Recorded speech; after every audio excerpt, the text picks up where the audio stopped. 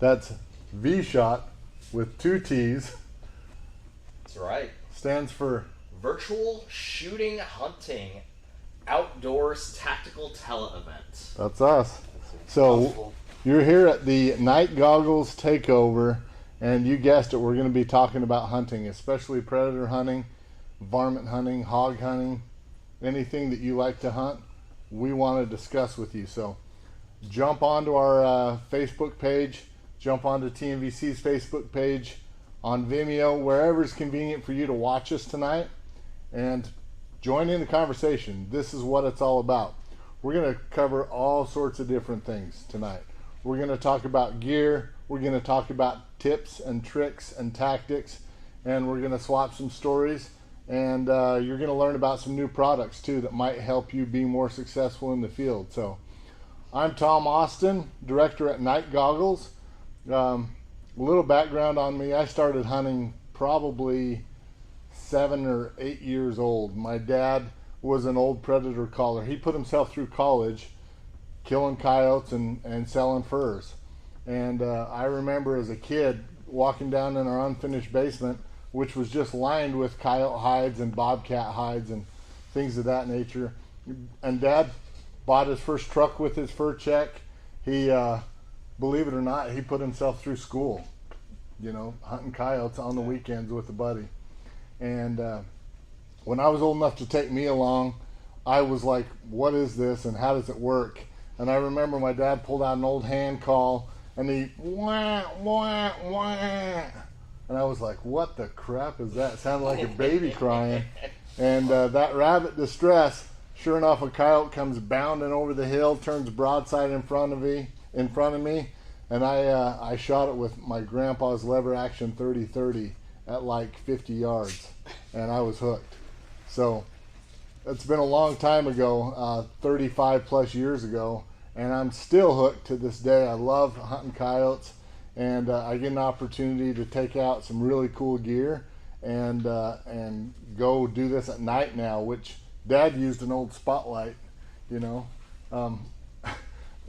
that illegal in most places now? Well, some places it is, and some places it's still legal. Texas, you can do about anything, but my dad had an old Ford pickup, and he drilled holes through the roof and put a spotlight up there with a handle, and they would sit in the truck, have an 8 cassette tape of dying rabbit or woodpecker, and speakers in the grill, and they'd sit there with shotguns on their lap. And as soon as a coyote would show up, out the door and shoot them. Just crazy. Yeah. I mean, a lot of that stuff you can't do anymore, but we have some really cool stuff that they didn't have. Well, I mean, and we have come, a ways talking about spotlights on trucks.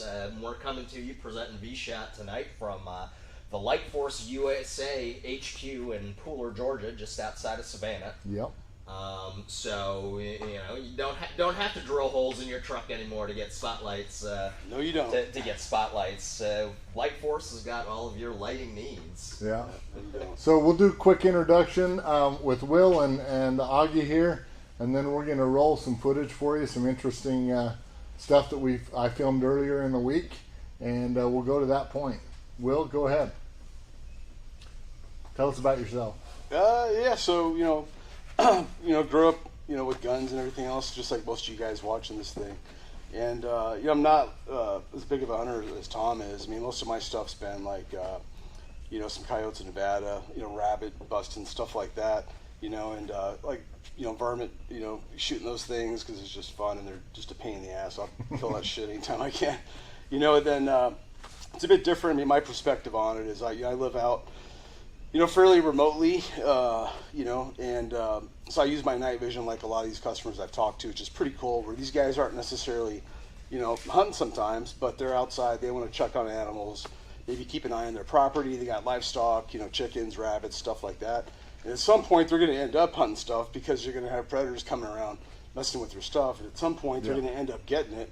So it's a segue. You see these guys, they buy a thermal, they want to buy 14 to kind of get started, and then they kind of see how the progression of it is, and it's a rabbit hole, and it just kind of takes them down that path. Yeah, next thing you know, they're 10 grand deep in gear, and they're wanting more. Yep. Which is I mean, that's really what it's all about, is just getting out there having fun. Yep. Especially if you have a piece of property that you want to protect. We sell a lot to guys that are just like, in fact, last week I had a female customer call me, and she's like, I've got coyotes that are messing with my cats. Yeah. What can I do, you know? And we ended up selling her a handheld monocular and a weapon-mounted thermal. Nice. And she's way excited to get going.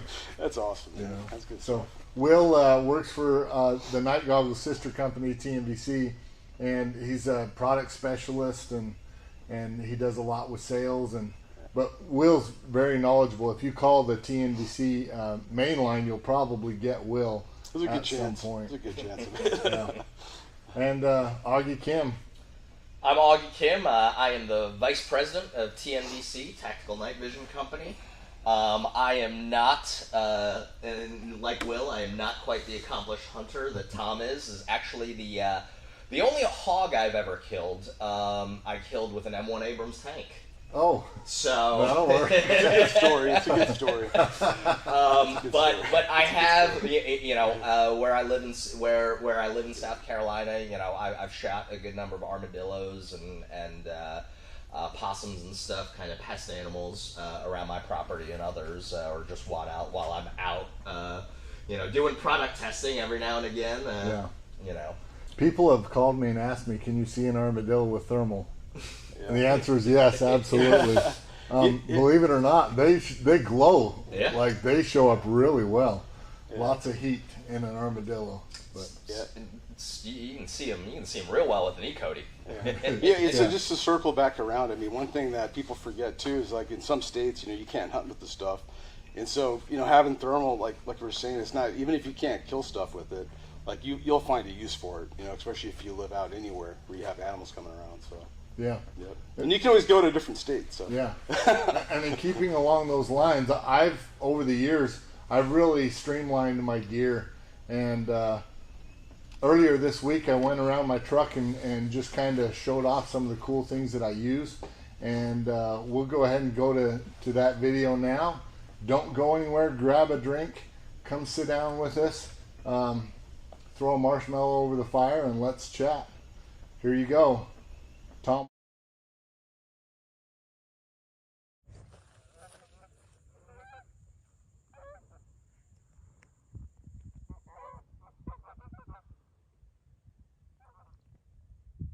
Hey guys, I'm here in my home state of Utah, and I wanted to show you a little bit of the gear that I use and kind of explain why I do the things I do. I've been hunting coyotes since I was like 7 or 8 years old, so I've learned a lot of things, but most of it was I've learned what not to do and what doesn't work and what works. So I wanted to show you some of this gear. I drive a 2016 Tacoma. I wrapped it to blend in with the Utah landscape. It's been a really good truck, and it's got some kind of key features on it for what I do. I'll run you through a few of those. So I outfitted the truck with a truck vault. This keeps everything in here dry, dust free. It's waterproof, it's fireproof, and I can keep all my gear in there. Also got to have cold beverages and snacks when you're on the road. So I have a fridge freezer in here. We can put ice cream sandwiches in here in the middle of July and kind of be treated like kings. So that's kind of fun. But what I really want to show you is the gear that I use. So one of the most important things in my gear bag is my chest rig. These chest rigs are made by Haley Strategic, and this is the D3CRX chest rig. This is what it looks like. Pretty simple, but it's very, very handy. It's lightweight. The goal to the chest rig is to keep everything organized. As you hunt, and especially hunt at night, you're going to learn really quickly that organization is the key to success. So with this chest rig, I can keep everything where I need it. They all have a specific pocket, and I have everything here to grab wherever I need it. I always have my Fox Pro remote. I choose a Fox Pro X24 game call. Fox Pros are made in the USA. They're the best calls on the market. These actually come with a tripod, so so you can get that sound up off the ground. And they have the best TX1000 remote in the business. But this chest rig allows me to use a handheld binocular. I can put it in my pouch here. And I can also run binoculars during the day in there. When I'm hunting coyotes at night, I always have a handheld binocular, thermal, and I use a thermal on the firearm too, which I'll show you. But this allows me to be able to put the handheld in here when I go to the gun, and I can be hands-free. I don't have to worry about if I'm gonna lose it or not. All right, so with the truck vault, I keep all my gear organized. Come on in and take a look. You got everything in here laid out. Have my new helmet bag from TNVC. You guys will hear more about these, but check this out. So it's got everything in here organized. I have my OpsCore fast bump helmet, which is what I prefer. I don't need a ballistic helmet. Coyotes aren't shooting back at me. So I want something lightweight that I can quickly throw on and run around all day with and not get tired. It's also got pouches in here for my nods. I'm running a DTMVS dual system. I like these because I can split them apart. I can put one eye up out of the way if I'm gonna run the gun, or I can keep them down when I'm driving, which I usually wear these as I'm driving. Obviously I have good Wilcox mount, but that's my helmet bag all set up. And I will drive with this on the truck because I added some Light Force Rock 40 IR lights on the front. And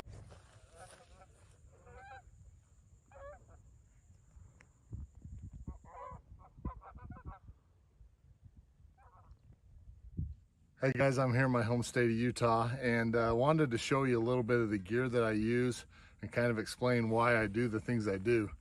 I've been hunting coyotes since I was like 7 or 8 years old, so I've learned a lot of things, but most of it was I've learned what not to do and what doesn't work and what works. So I wanted to show you some of this gear. I drive a 2016 Tacoma. I wrapped it to blend in with the Utah landscape. It's a great thermal. If you want the best quality, best image, 640, 12 micron, this is the one to get. This one retails at about 7,500 bucks from us, but this is my main go-to gun right now. It's a 6.5 Creedmoor that a 6.5 Grendel that I custom built. It's lightweight carbon fiber. It is an SBR. It's only got a 12.5-inch barrel, and then of course I run a Silencer Co suppressor on everything. I'm a Silencer Co brand ambassador, so if you have questions about Silencer Co stuff, hit me up. Okay, so I showed you my dedicated weapon sight, the dedicated thermal, the Halo. Let me show you a clip-on version. I have a couple different thermal setups, obviously, and I run what I really believe in and what I know works. So this is a fun one. This is very packable. This is a Christensen Arms MPP, or modern precision pistol. It's on a folding brace. And my son killed his first coyote with this just a couple of months ago. He's only 9 years old, so it was a lot of fun to watch him do that. But now I can put a thermal on this. And it's really simple to add a clip on to the Bearing Optics Yoder C. Now this is in monocular configuration right now. So I can put it up, I can scan with it, I can put it in my chest rig when I'm done with it. But I can also use it as a clip-on. And it just takes a few seconds to convert it over. Pull that piece off. That one goes back safely in the pouch. And this piece goes on. There's a couple pins that you have to line up there. And once I get it started, which is the tricky part, I just twist this on, and now it's in clip-on mode.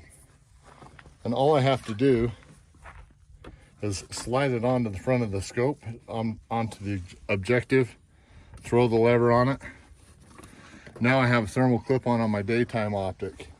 I run it sideways like this because as a lefty, I need to be able to adjust the focus. It's harder to adjust the focus on top, but the way that this is designed, you can run it any way you want. So I've got my focus adjustment there. This is a really nice run and gun compact setup. So now that I've shown you a couple different setups, one on an AR and one on a pistol, I want to show you a bolt gun, because you know, scopes are different and different configurations work better on different guns. So here's my bolt gun setup. I'm a Seekins Precision brand ambassador, and if you want a quality shooting iron, I truly believe there's no better than Seekins Precision. This is the Havoc, and what I've done is I've outfitted it with a Pulsar Thermion XG50, which is a 640 12 micron, and I've got the TNVC TRB thermal remote battery attached as well. So the TRB powers up my Thermion, and this is a great scope to run on a bolt gun because it looks like a traditional rifle scope, so it doesn't sit too high. Some of the other thermals that are dedicated sit too high on a gun like this. Obviously I run a can on it, which I don't have on right now, but this is a fantastic setup. One thing, if you look at all my guns, you're going to notice they all have Arca Swiss. I'll show you why. So the Night Stalker tripod and the Night Stalker Pro from Night Goggles are all Arca Swiss compatible. So I can run the gun right on these ball heads. These are really easy to set up. You grab here, twist, all the legs come out, you tighten them down, do the same thing each leg. You can deploy this tripod super quick. It's very lightweight. This one only weighs 7.3 pounds. And the Pro, or excuse me, the standard tripod is only 4 pounds. So this is the one I pack around during the day. If I'm going on an elk hunt or things like that, I'm gonna pack this light one. But for nighttime, I want the ultimate stability, because when I'm hunting at night, I stand. And I'll show you kind of how I work these tripods. We'll go into a little more detail in the live feed. But the way these are set up, the gun goes right into the ball head like this. You clamp it down and it's good to go. You're all set, ready to blast away at whatever you want. They are all adjustable. You can tighten it down, you can lock it into place.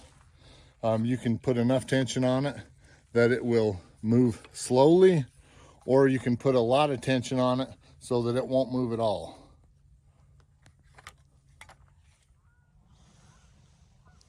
So another thing I've added to the Predator Strike Force tack toy is the ability to add some shooting chairs to my roof rack. In my home state, I can't shoot from a vehicle, but I can in other states. So I didn't want them to be permanent. I wanted to be able to add them and remove them at will. And all I did is add some D-rings here and there so I can run 2 separate chairs. And I bought some idle back shooting chairs from the UK. They bolt right in, they swivel 360 degrees, and we can shoot from the roof. I also added the old Ford tailgate stripper pole, as they call it. So when we're getting up with the ladder, we have something to hold on to. This has saved my butt a few times. I've got lights wired in up here, deck lights, so I can turn stuff on so we can get up and down safely. And I also have Fox Pro speakers wired in up here so I can play the Fox Pro from the roof. The Predator Strike Force tack toy is what we call it. Tactical Toyota. Kind of fun. Well guys, that's about it for now. I really enjoy hunting coyotes. I don't think there's any greater challenge, and it's been a lot of fun for me. This is what we do, guys. We sell gear that we believe in. We're out here doing this. I try and do it as much as I possibly can. So you're talking to real subject matter experts that love to do this. Thank you for your support. You can get us at sales@nightgoggles.com or call us at 909-312-5424. Peace out.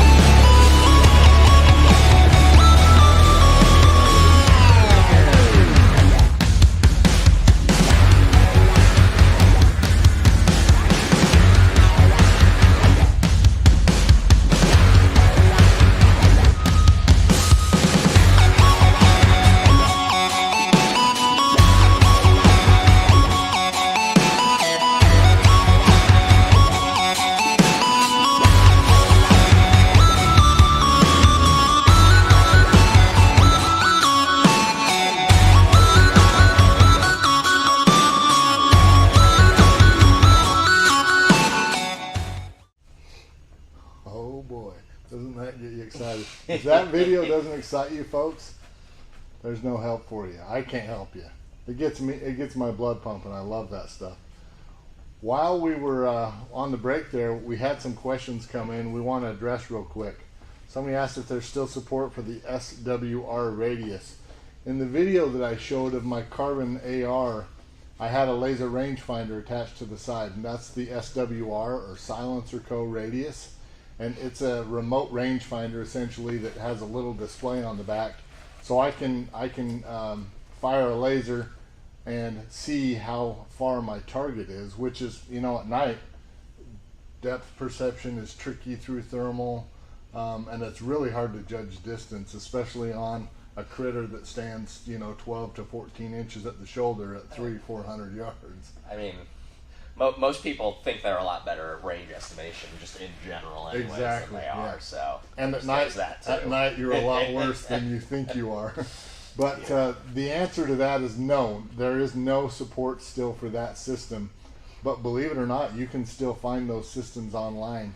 I see them pop up 2 or 3 times a year, either used units that somebody's selling because they don't have a need for anymore. And every once in a while, I'll see like a new old stock unit that is still new in the box. So I think it's a great tool. There isn't anything that compares to it, and that's something that I wish the market would figure out, and we could get a good remote mounted laser rangefinder that would hold up. But the SWR radius is good if you can find it. Well, I love it. I mean, I think there's some. I think there are some newer products. I mean, I think that Well, you have the folks across Wilcox the Raptor, spectrum, but there's just price is kind of hard to overcome. Yeah. And For a while, your choices were like the Insight ruler, the L3 ruler at like $30,000, Yeah, or that's a little or the pricey. SWR. So, but Another question we had was about suppressors. Somebody's trying to get 0 signature on a 11.5-inch barrel.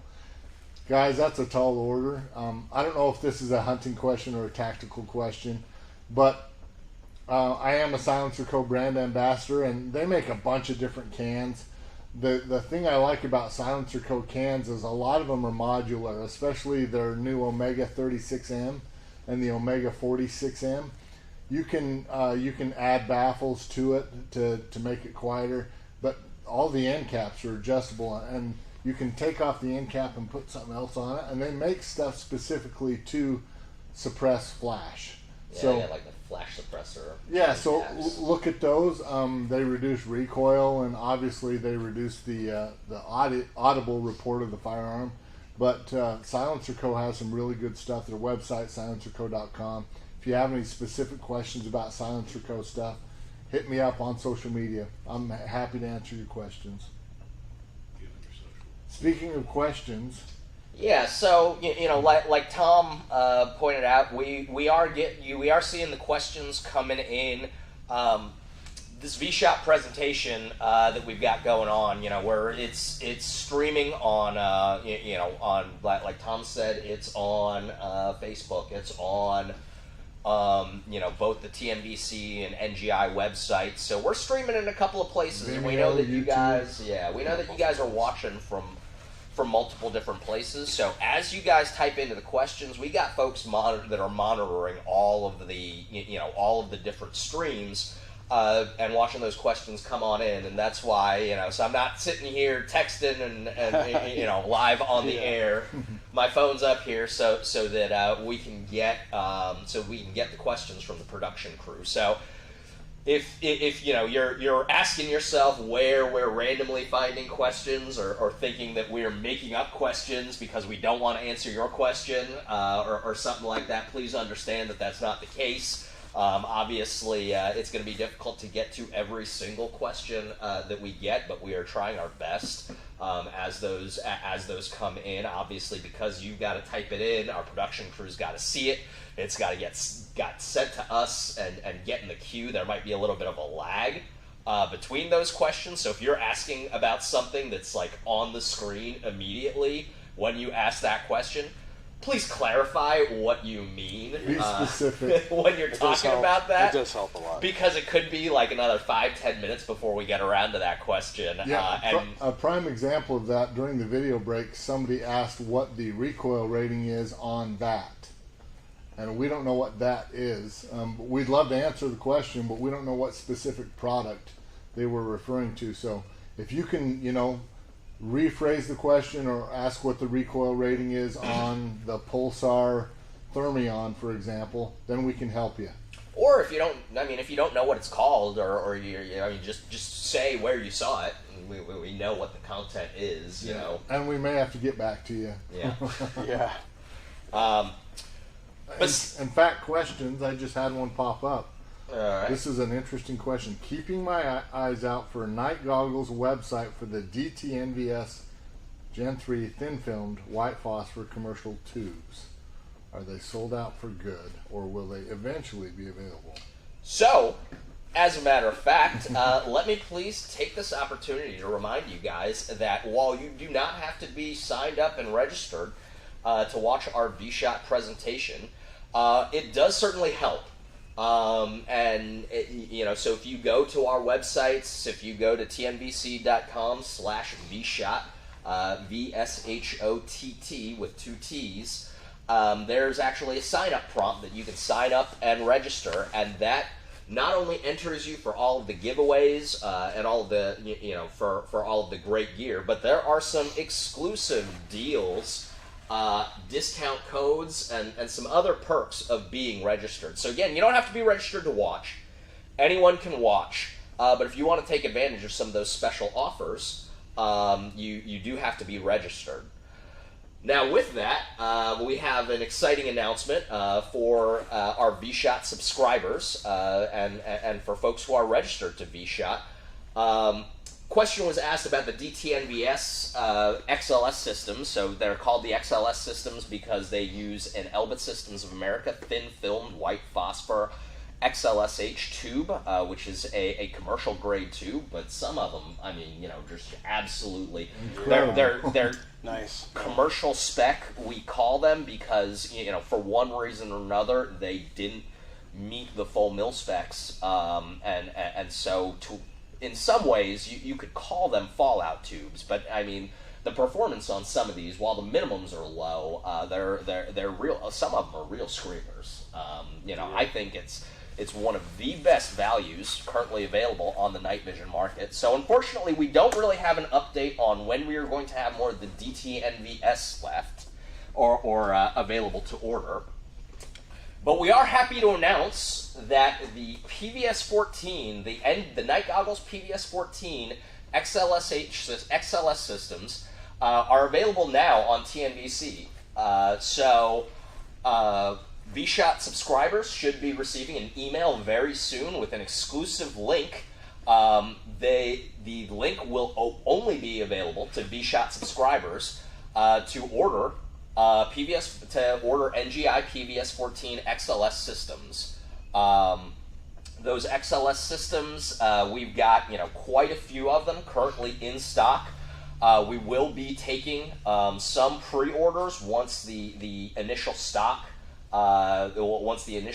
is exhausted, but there's a limited number of them. I cannot say how long those pre-orders are going to last. It's a pretty substantial number. Could but be minutes. It could be longer. longer. The XLS systems have always gone quick.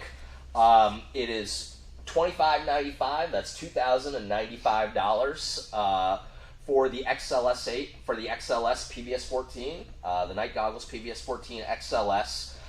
They are available now to vSHOTT subscribers at the link.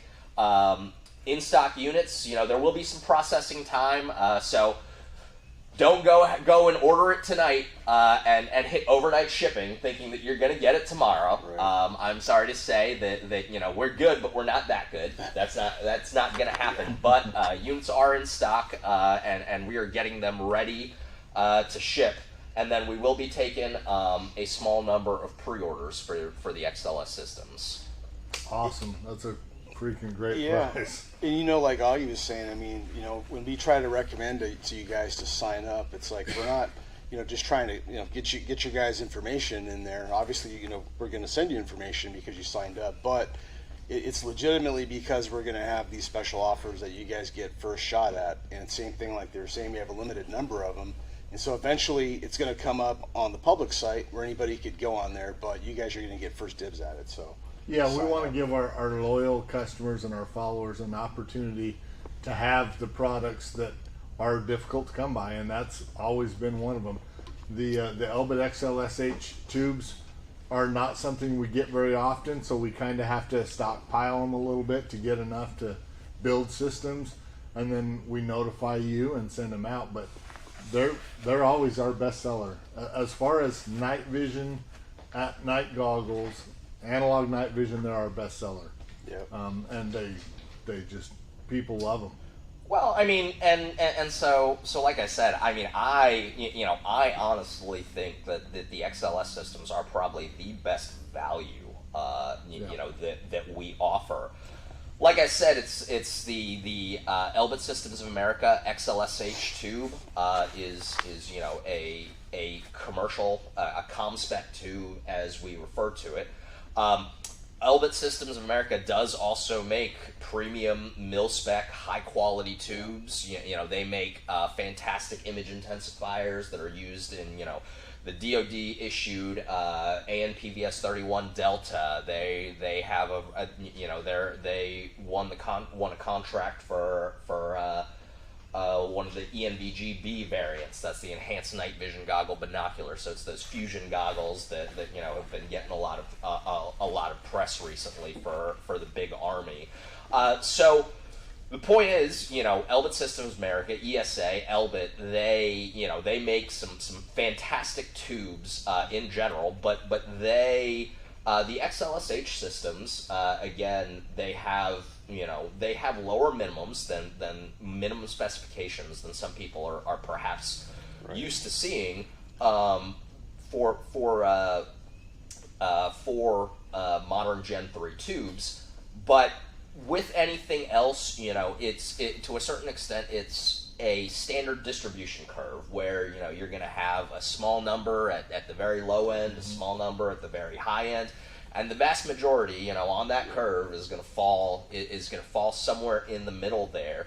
And our philosophy with the XLS systems, you know, because of that, because of the fact that, you know, we can only guarantee a certain level of performance, even though the vast majority of them exceed it by a wide margin. Yeah. Is that we priced the XLS systems we priced it at a price that we felt was fair if you received minimum specification unit. A 1600 FOM unit. Well, then the other thing too that is really great, you know, and even before I came to TVC, you know, I said a lot of good things about these tubes that they're getting at Night Goggles, or we're getting, I should say, at Night Goggles. We're pretty much the same company for the most part. So, and but you know, you get a 14-day return policy. So if you did get one, you know, and the trick is like Augie said. I mean, there's guys who paid a lot more money than these XLS systems for a mil-spec tube that has the same specs or even lower specs. Mm-hmm. You know, so it's a great deal. If you're not happy with the one you get, you just contact us. We'll make sure you get squared away. If you want to return it and put it towards something else, something like that. So it's just something to keep in mind. You also get the 10-year warranty on it, on the tubes, limited lifetime warranty on the entire system. That's everything else, but you know, everything else other than the image intensifiers. So it's a really great deal. It's I mean, Gen 3 is better than Gen 2. The Echoes are nice, but these are brighter. Most people like them. Plus, you might get a screamer, man. There's a lot of those coming out. Like a lot of people seen, you know. 4,000. Yeah. There's really no risk involved with a 14-day return policy. You have 14 days to thoroughly vet the product, make sure it's what you want and it's going to work for you, provided that it's in like new condition, and you don't like it for some reason, send it back to us. Would be happy to make you happy. That's what we want to do. And to be honest with you, I don't know that I've had anybody take me up on a 14-day return policy on an XLSH? I don't think I've heard of one. Sometimes guys will. So this is something we should talk about. Honestly, because we get contacted a lot. I know I do, and you get guys, and they go online, whether it's you name it, whether it's a forum that we're really active on, AR15.com, ARFCOM. You guys are watching. Thanks for watching, guys. Predator Masters. Yeah. Yep. Wherever you're seeing it at, there's a lot of info on specs and stuff, and I've been personally guilty of it as well in terms of talking about higher and higher specs. But so some guys get this stuff, and it might be their very first PVS 14 image intensifier device, anything at all, and they're afraid that they picked up something that's lower quality, but they have nothing to compare it to, honestly, and so without knowing what they're looking at, with their luck, they'll get it on a new moon night, and they're going to go outside, or they're going to go in their bathroom or something, and then they're going to be pretty disappointed in the performance compared to what they might be expecting. And so we try to talk to you guys about it and just kind of run you through it. And unfortunately, sometimes I know I've had guys where they might take it like we're trying to convince them to keep it, because it's inferior or something like that. And we're like, we're just trying to give you some information on it. That's about it, And some perspective. Yeah. Yep. Well, and I mean, we've got a lot of so there are a lot of companies out there that will take the XLS tubes because again, unlike the premium tubes, the XLSH tubes are ones that for one reason or another, in many cases, it is not at all a reason that significantly affects the performance of the unit. So for example. Everybody talks about 40-degree field of view with an image intensifier tube. The true mil spec to that is actually plus or minus 2 degrees. Yeah.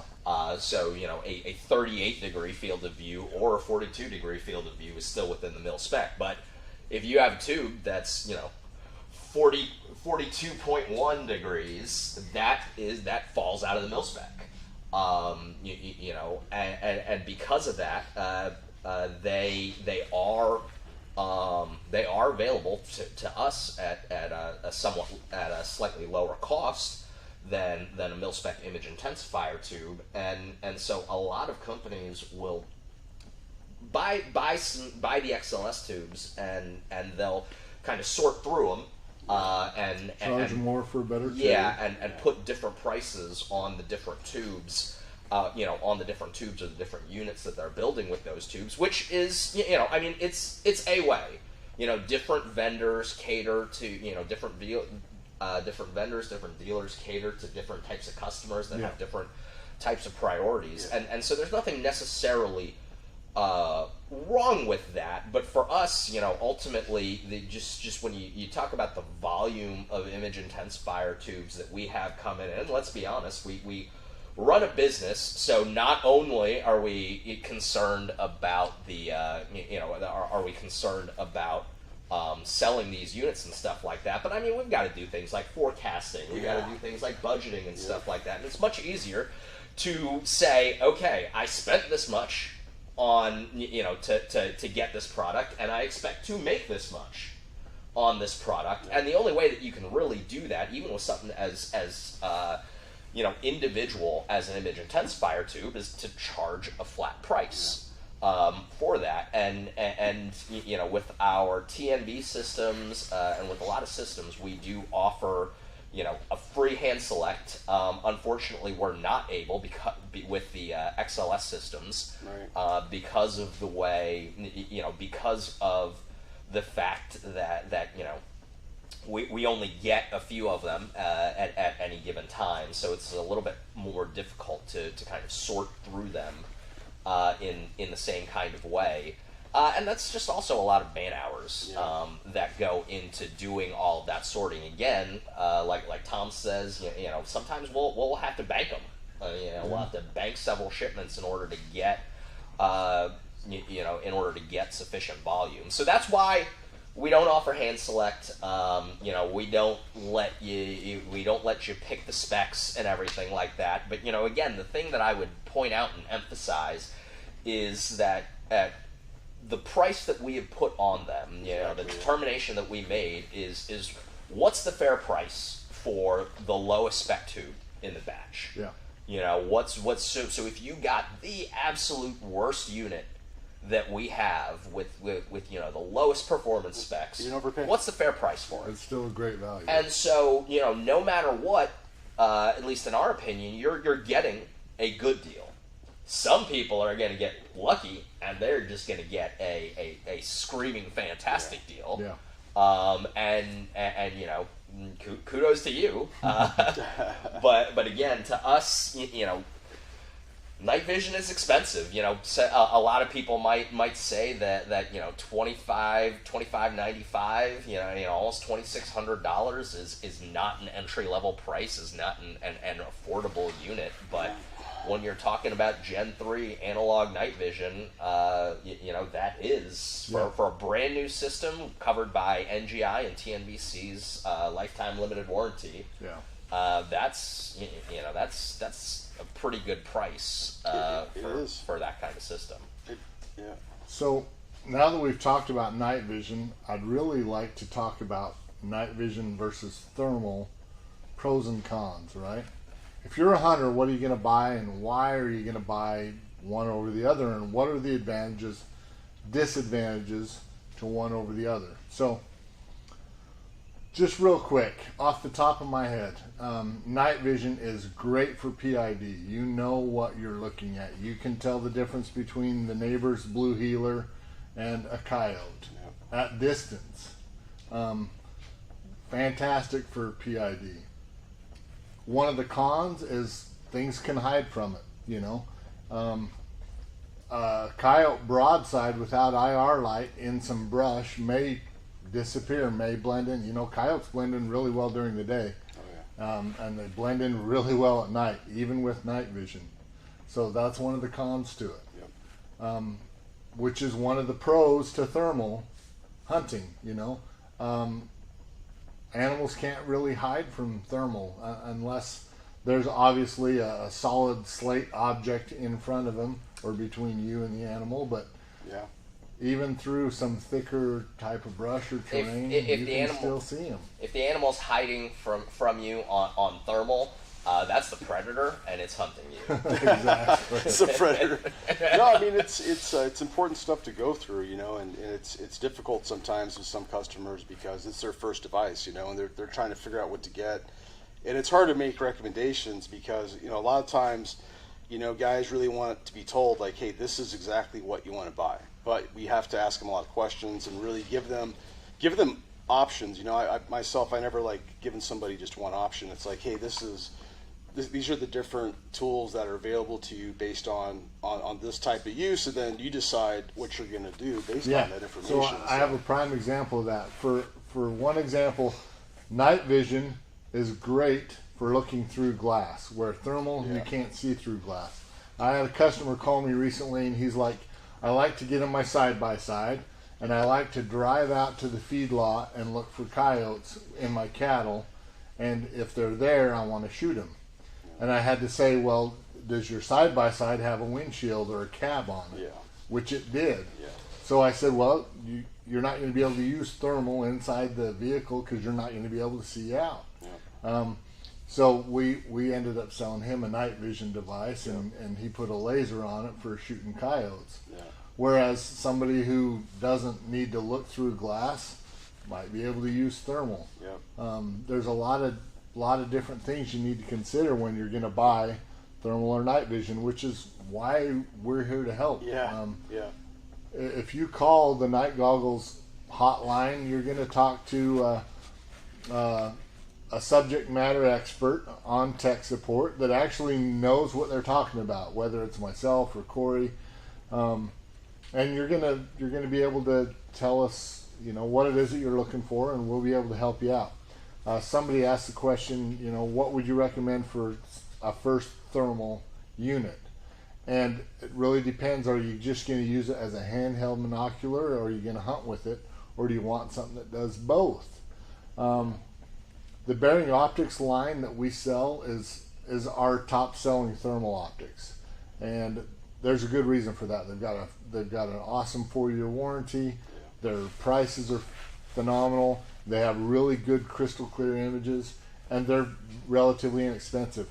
The Stimulus, I believe, starts at about $1,200 for a thermal, It's up to, yeah. and you can go up to, you know, as much as you want to spend. Our top of the line Envision systems, which I'll talk about in a bit, they can go up to $9,500 Yeah.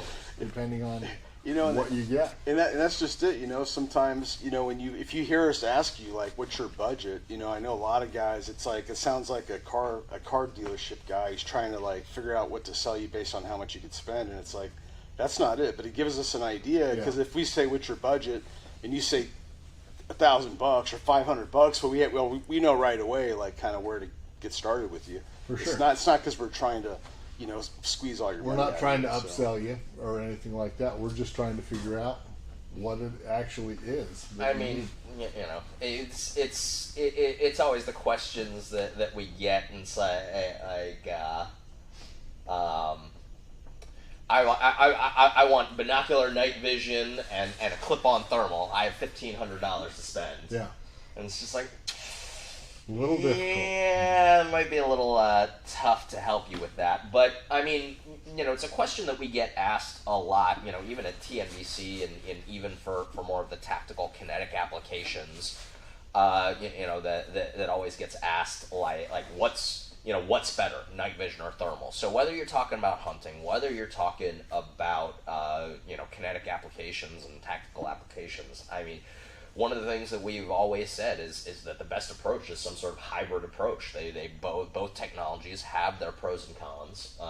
Both technologies, you know, have their you know, have applications to all sorts of you know, all sorts of different uses. And really, the best thing that you can do is to have access to both of them. Yeah, yeah. We have had a couple of questions come in. I think here's one for you, Tom, that you would maybe know a little bit about. Is scent masking, elimination, or being aware of how wind is carrying scent is important for night hunting coyotes as it is in the daytime? It is, yeah. Coyotes, you know, they don't shut their nose off at night, obviously. And they'll go places and do things at night they would never consider during the day. So they get a little dumb at night. I kind of liken it to whitetail deer in the rut. He's a lot dumber, right? A whitetail buck is a lot dumber when he's rutting. And coyotes, for some reason, they seem dumber at night. But they're still going to use their nose. I don't think scent masking is a thing that works with coyotes. When you and I walk into a Burger King, we smell a hamburger, but a coyote smells 2 all-beef patties, special sauce, lettuce, cheese, pickles, onions on a sesame seed bun, and smells it that quick and can differentiate all the different smells. So if you're like putting skunk musk on to mask your scent, he smells the skunk, but he smells you. He smells your deodorant or your Aqua Velva aftershave that Augie uses still. He's still going to smell you. So you got to play the wind. When I hunt hogs, I'll spot a sounder hogs with thermal. I figure out what the wind's doing, and I get on the downwind side of them, and I sneak up and get within 20, 30 yards of them. Hogs are so loud when they're rooting around and things like that. You can get pretty dang freaking close as long as you have the wind in your favor. So yeah, I think that scent elimination and scent masking is a waste of time. Play the wind, you'll kill more. Yep. We've had a couple of questions about the XLS PVS 14s, including just the cost. To reiterate, it's $25.95 for the XLS PVS 14 unit itself. With the helmet and everything like that, you know, that can run the gamut. You can spend, you know, if you want to spend, you know, right around $100, you can get something like a Cry nightcap, or you know, you can get a bump helmet for a little over $300. Or we of course have the TNVC exclusive Woodland M81 Woodland Camouflage Dip Fast SF from OpsCore. That we introduced as kind of the flagship of TNVC's M81 Woodland collection, which for vSHOTT subscribers only is running $18.99. It's $2,000 and $2,045. Good deal. It's a good deal on the website. So and people say, like I said on my video, coyotes aren't shooting back at me, so I'm not too worried about it. But do we just use this stuff to hunt coyotes? No. I mean, I have it because I might need it someday to fend off a foreign enemy or a domestic enemy. You just never know. I mean, it's something that guys are talking about. It's something to consider. Why not have something that you can do dual purpose I mean, with? it's like if you watched last night, like what Don Edwards said about the clip-ons, it's a good point where, if you end up buying something, so let's say a bump helmet, you get pigeonholed into that. Now you end up buying a ballistic later, but if you bought the ballistic, so it's just another way to look at it, Well, and the thing about the Fast SF specifically, I mean, if you came up if you came up in the military like I did, wearing the old Kevlar, or the ACH or the Mitch or something like that, I mean, I am one of those folks who pretty much refuses to wear a helmet when I don't have to. Yeah. Turns out, because of what I do these days, when I have to is pretty common. Yeah. But if I'm like in an admin situation, or if I'm sitting up in an LPOP and I'm not immediately at the moment actively looking through my sensor systems or something like that, I'm taking that lid off, at least for a second. And that's because I am used to some pretty heavy helmets, some pretty archaic suspension systems. I mean, the great thing about the OpsCore Fast SF, I mean, it's size large is like 2.41 pounds or something like that system weight for the complete helmet.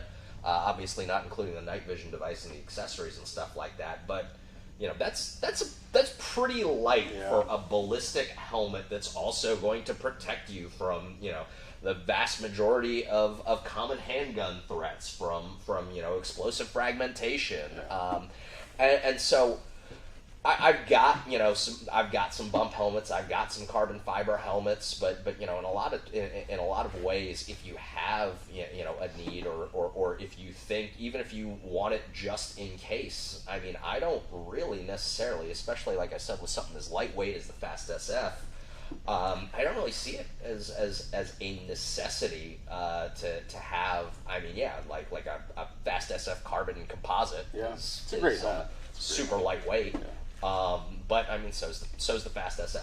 Yeah. So. One thing I'll answer on here is a question, just because I get this one asked a lot.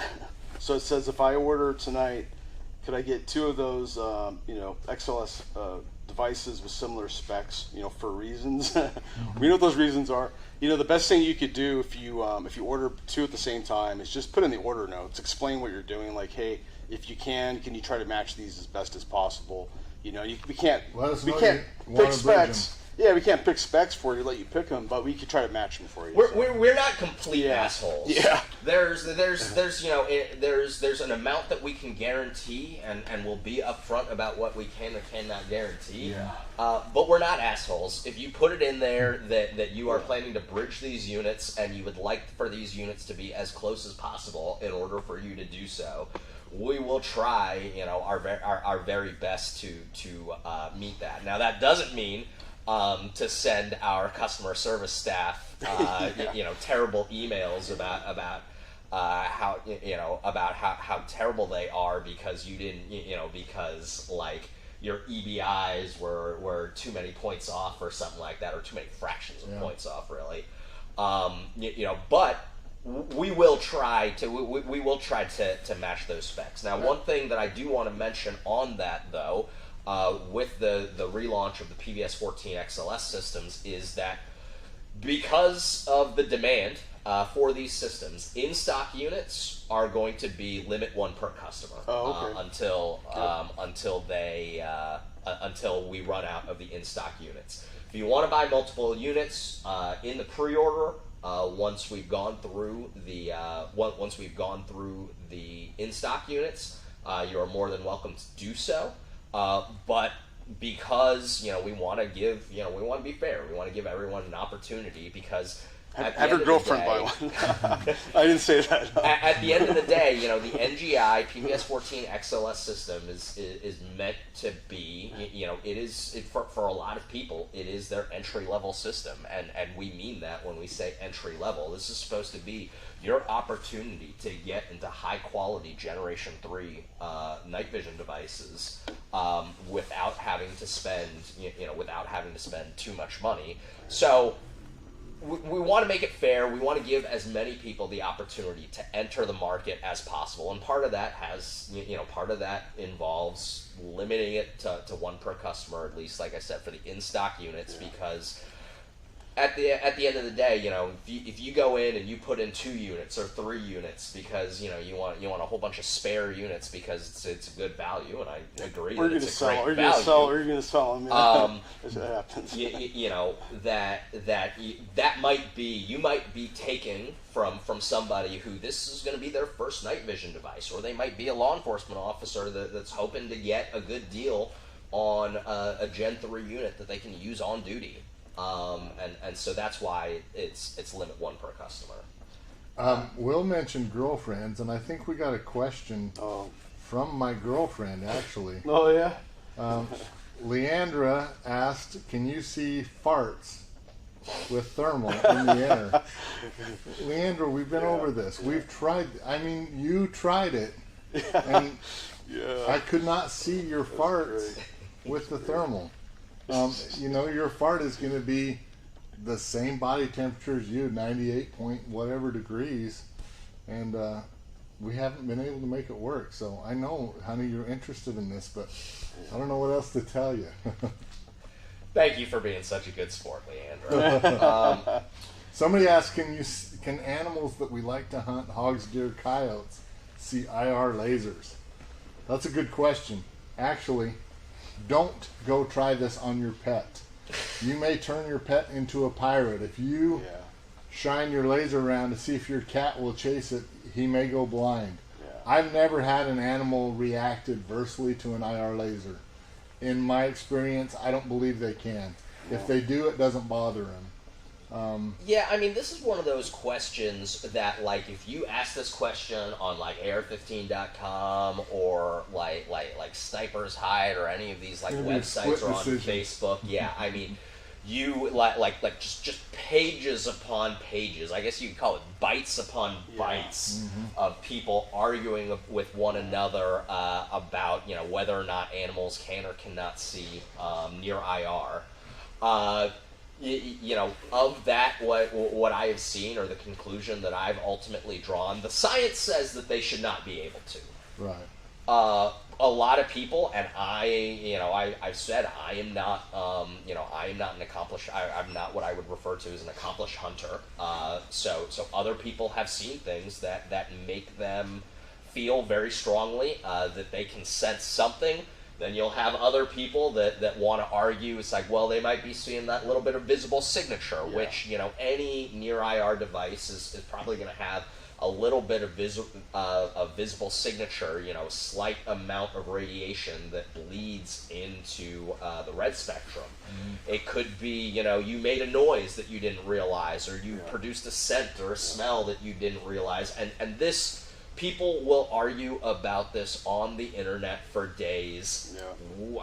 I don't feel confident giving you a definitive answer. I will say the most science that I've seen points to no for pure near IR radiation. But again, there are a lot of people who spend a lot of time doing this stuff, some of whom feel that there's something to it.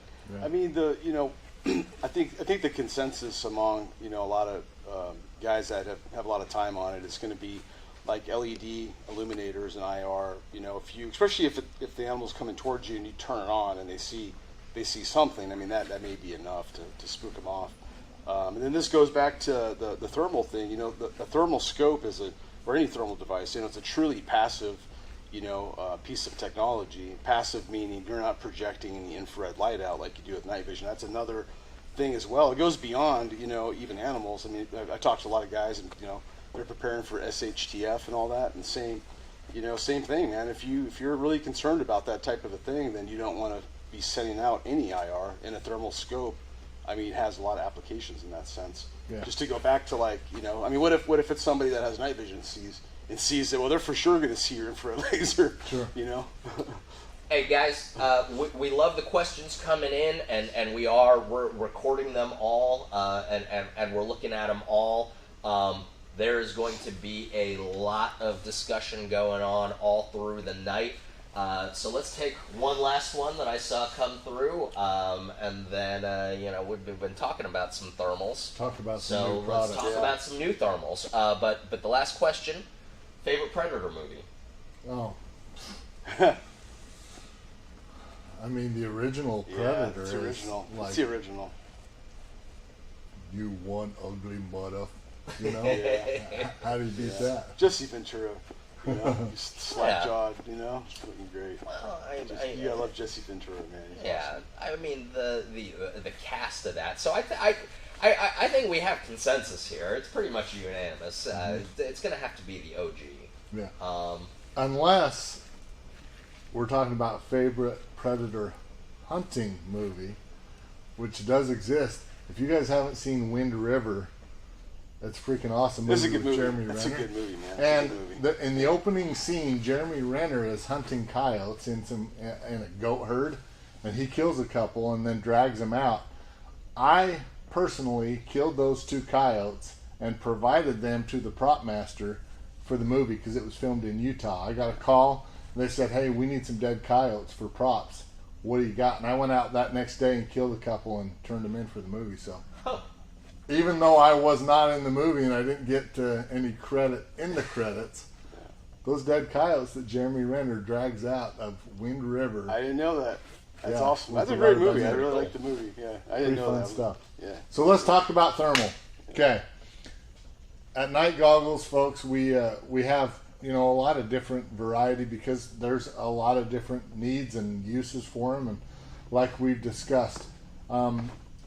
Again, the bearing optics is our #1 selling products, and the reason is they're just great built thermals, good customer support in Texas.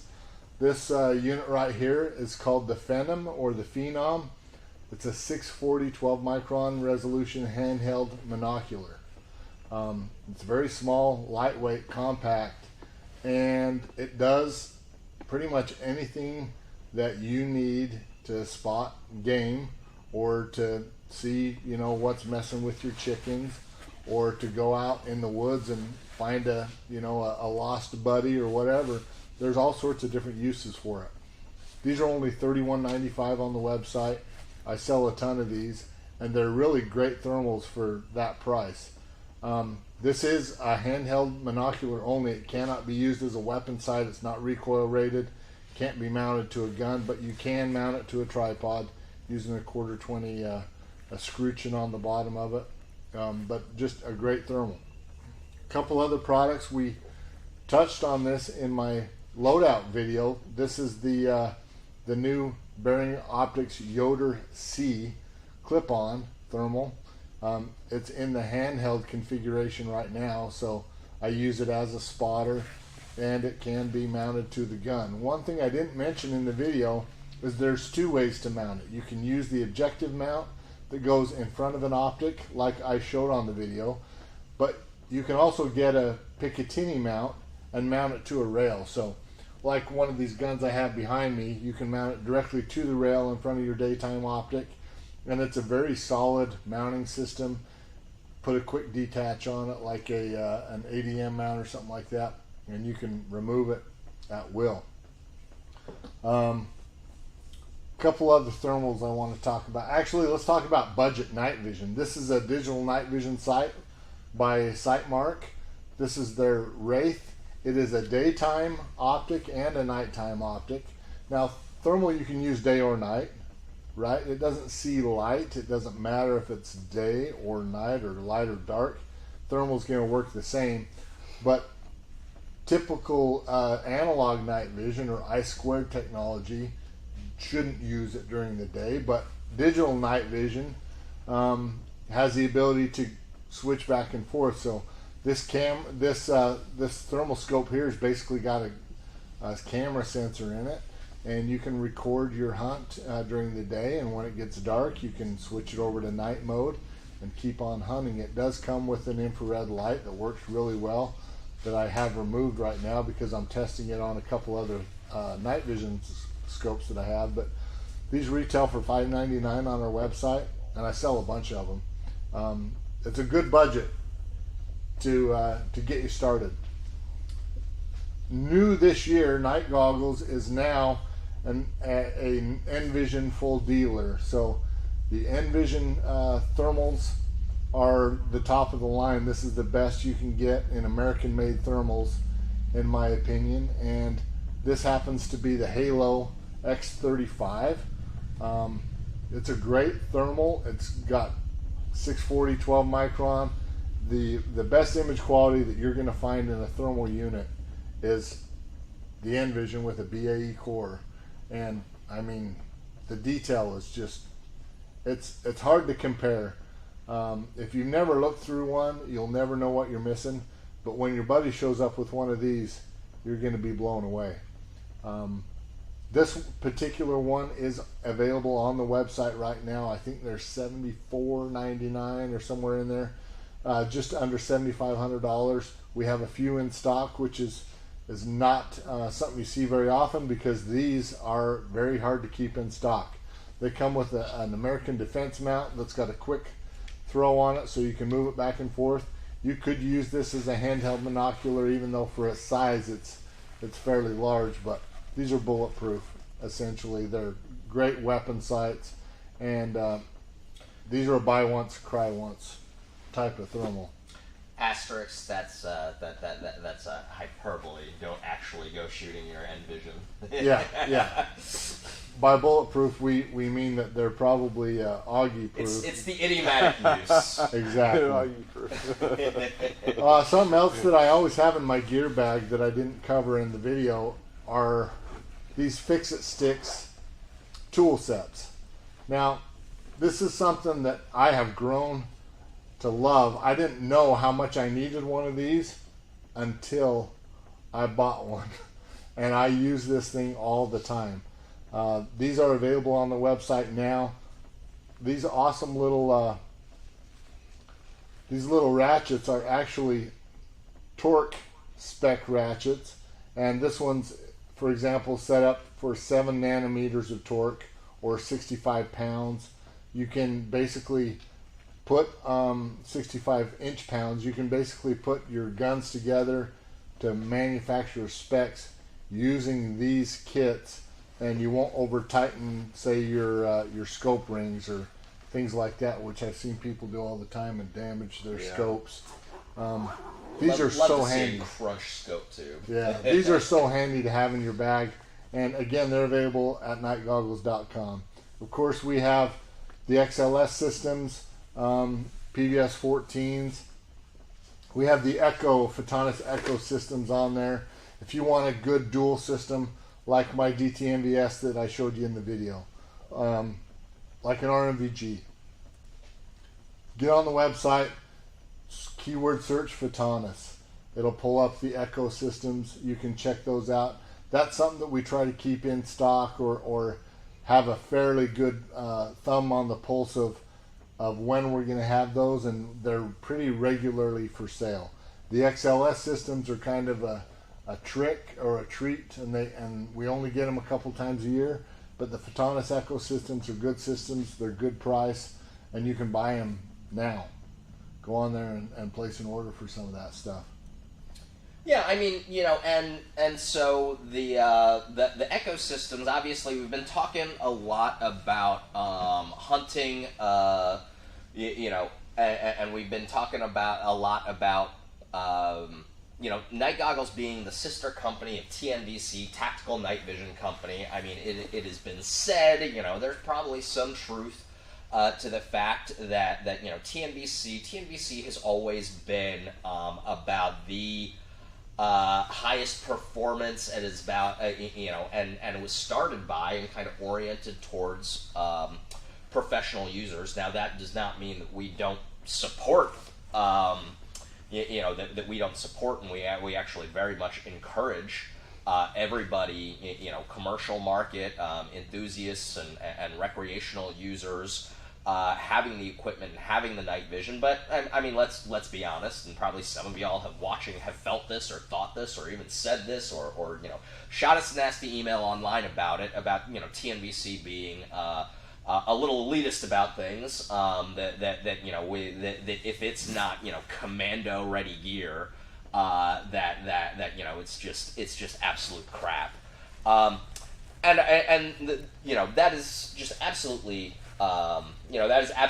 not true. I'll say that a lot of times, again, a lot of us are either GWOT veterans, former SWAT guys, so especially when you get us a group, into a group, we can maybe get a little rough around the edges, and we kind of fall back into that like squad bay team room kind Locker of room thing. talk, Yeah. I gotta add something to that, just because being somebody that's new to TNVC, and even with Mike's the newest guy, like we talked about last night. He is the FNGM no longer, but I come from more of a recreational background. I was in law enforcement.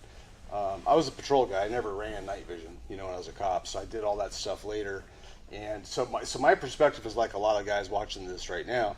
And the thing I got to tell you is that you got to remember that these guys that, were in the military, came from SWAT teams, used it for real. Like, hey, these guys could get shot in the face. They could get their buddy killed, whatever the case is. So they come from a perspective that's like, look, they need somebody to tell them like what's going to work for that, So that's the difference, So when you see stuff like that, it's not necessarily like they're talking down to you guys or doing things like that, but they're just coming from that perspective because they take it a lot more seriously, and you just got to remember that. It's nothing like trying to belittle people and do stuff like that. It's just that's the perspective of it, So Yeah. Yeah, I mean, and again, a lot of us have a very similar trajectory, career trajectory that has brought us to TNVC or to NGI, which is to be a professional end user first, and then become an enthusiast on our own. We were you sitting on the other end of the camera. You spending our own money, spending our own paychecks, sometimes very very small paychecks, and saving our pennies to get our own gear and to use our own gear, all before we came to work at TNVC or NGI. So we're all we're all part of those enthusiast communities, as well as professional end user communities. So again, yes, there's a certain point at which we might revert back to at times, either attitudes and behaviors and ways of talking to people that we're accustomed to from those kinds of environments, or it might feel like we're placing too much of an emphasis on some of these kinetic uses. But all of that is not for me to just play apologist for TNVC and for any of that, but actually to talk about about a product line, about kind of a brand imprint, you might call it, that we have kind of done a soft launch on, and the flagship product is those Photonis Echo PVS-14s. If you don't mind handing me that one real quick. You want me to remove it? Yeah. So we have these Photonis Echo image intensifier tube based PVS-14s. The one thing that you might notice about these systems is that they are not kind of that traditional tactical black. Nor are they, they're not camouflaged. I mean, this is the Mirkwood system, which is an OD green Cerakote finish, as well as high-vis orange accents. So this is all part of a line that we have for Night Goggles Outdoor Systems. And Night Goggles Outdoor Systems really is that. It's the recreational kind of outdoors enthusiast imprint for TNVC, because again, we fully recognize that shooting people in the face or even hunting, shooting animals is not the only use. Is that in the face or elsewhere is not the only application of night vision. It's not the only reason that you you might want to use this technology. It's not the only circumstance in which this technology can be useful. And because of that, we've been expanding into talking about other kinds of applications, other kinds of uses for night vision, products, and for night vision and thermal technology. So, for example, if you live in the southeast, if you live on the southeast coast and stuff like that, sea turtle nesting is a very big deal. And I've talked to sea turtle researchers, from the Department of Natural Resources and stuff like that, and they'll talk about it's very difficult to do research when it's not a full moon, because you can't see. You don't want to shine lights to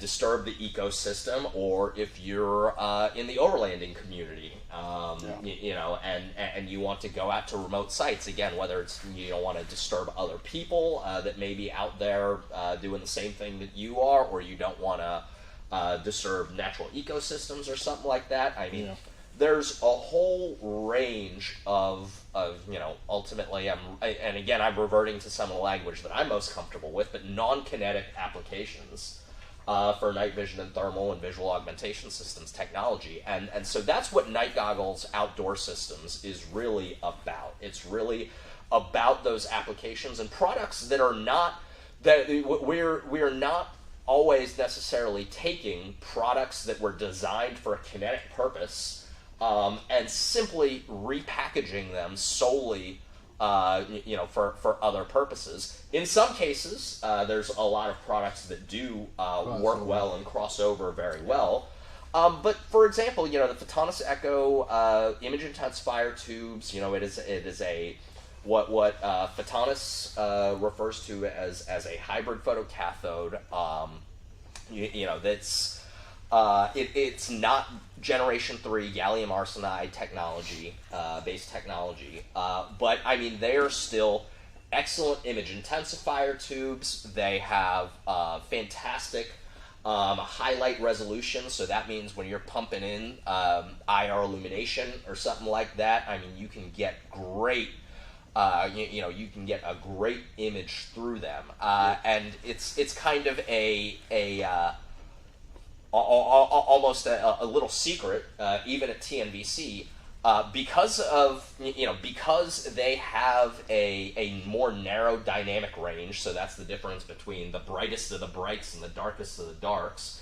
Because the Echo tubes have a narrower dynamic range, they actually photograph a lot better. So if you're into nighttime outdoors wildlife photography, or if you're in or if you anything that you want to do like astronomy, the Echo tubes are actually fantastic for that. And a lot of times, even at TNVC, the generic white phosphor images that you see, if it doesn't specify exactly what image intensifier it's using, because we're trying to advertise that particular type of image intensifier tube, it's very frequently photographed through a Photonis Echo unit, because they really do take great photographs, and especially because they have the highlight resolution. We talk back and forth at times about highlight resolution. Well, if you're using night vision and you don't want it to be a highlight environment, we talk about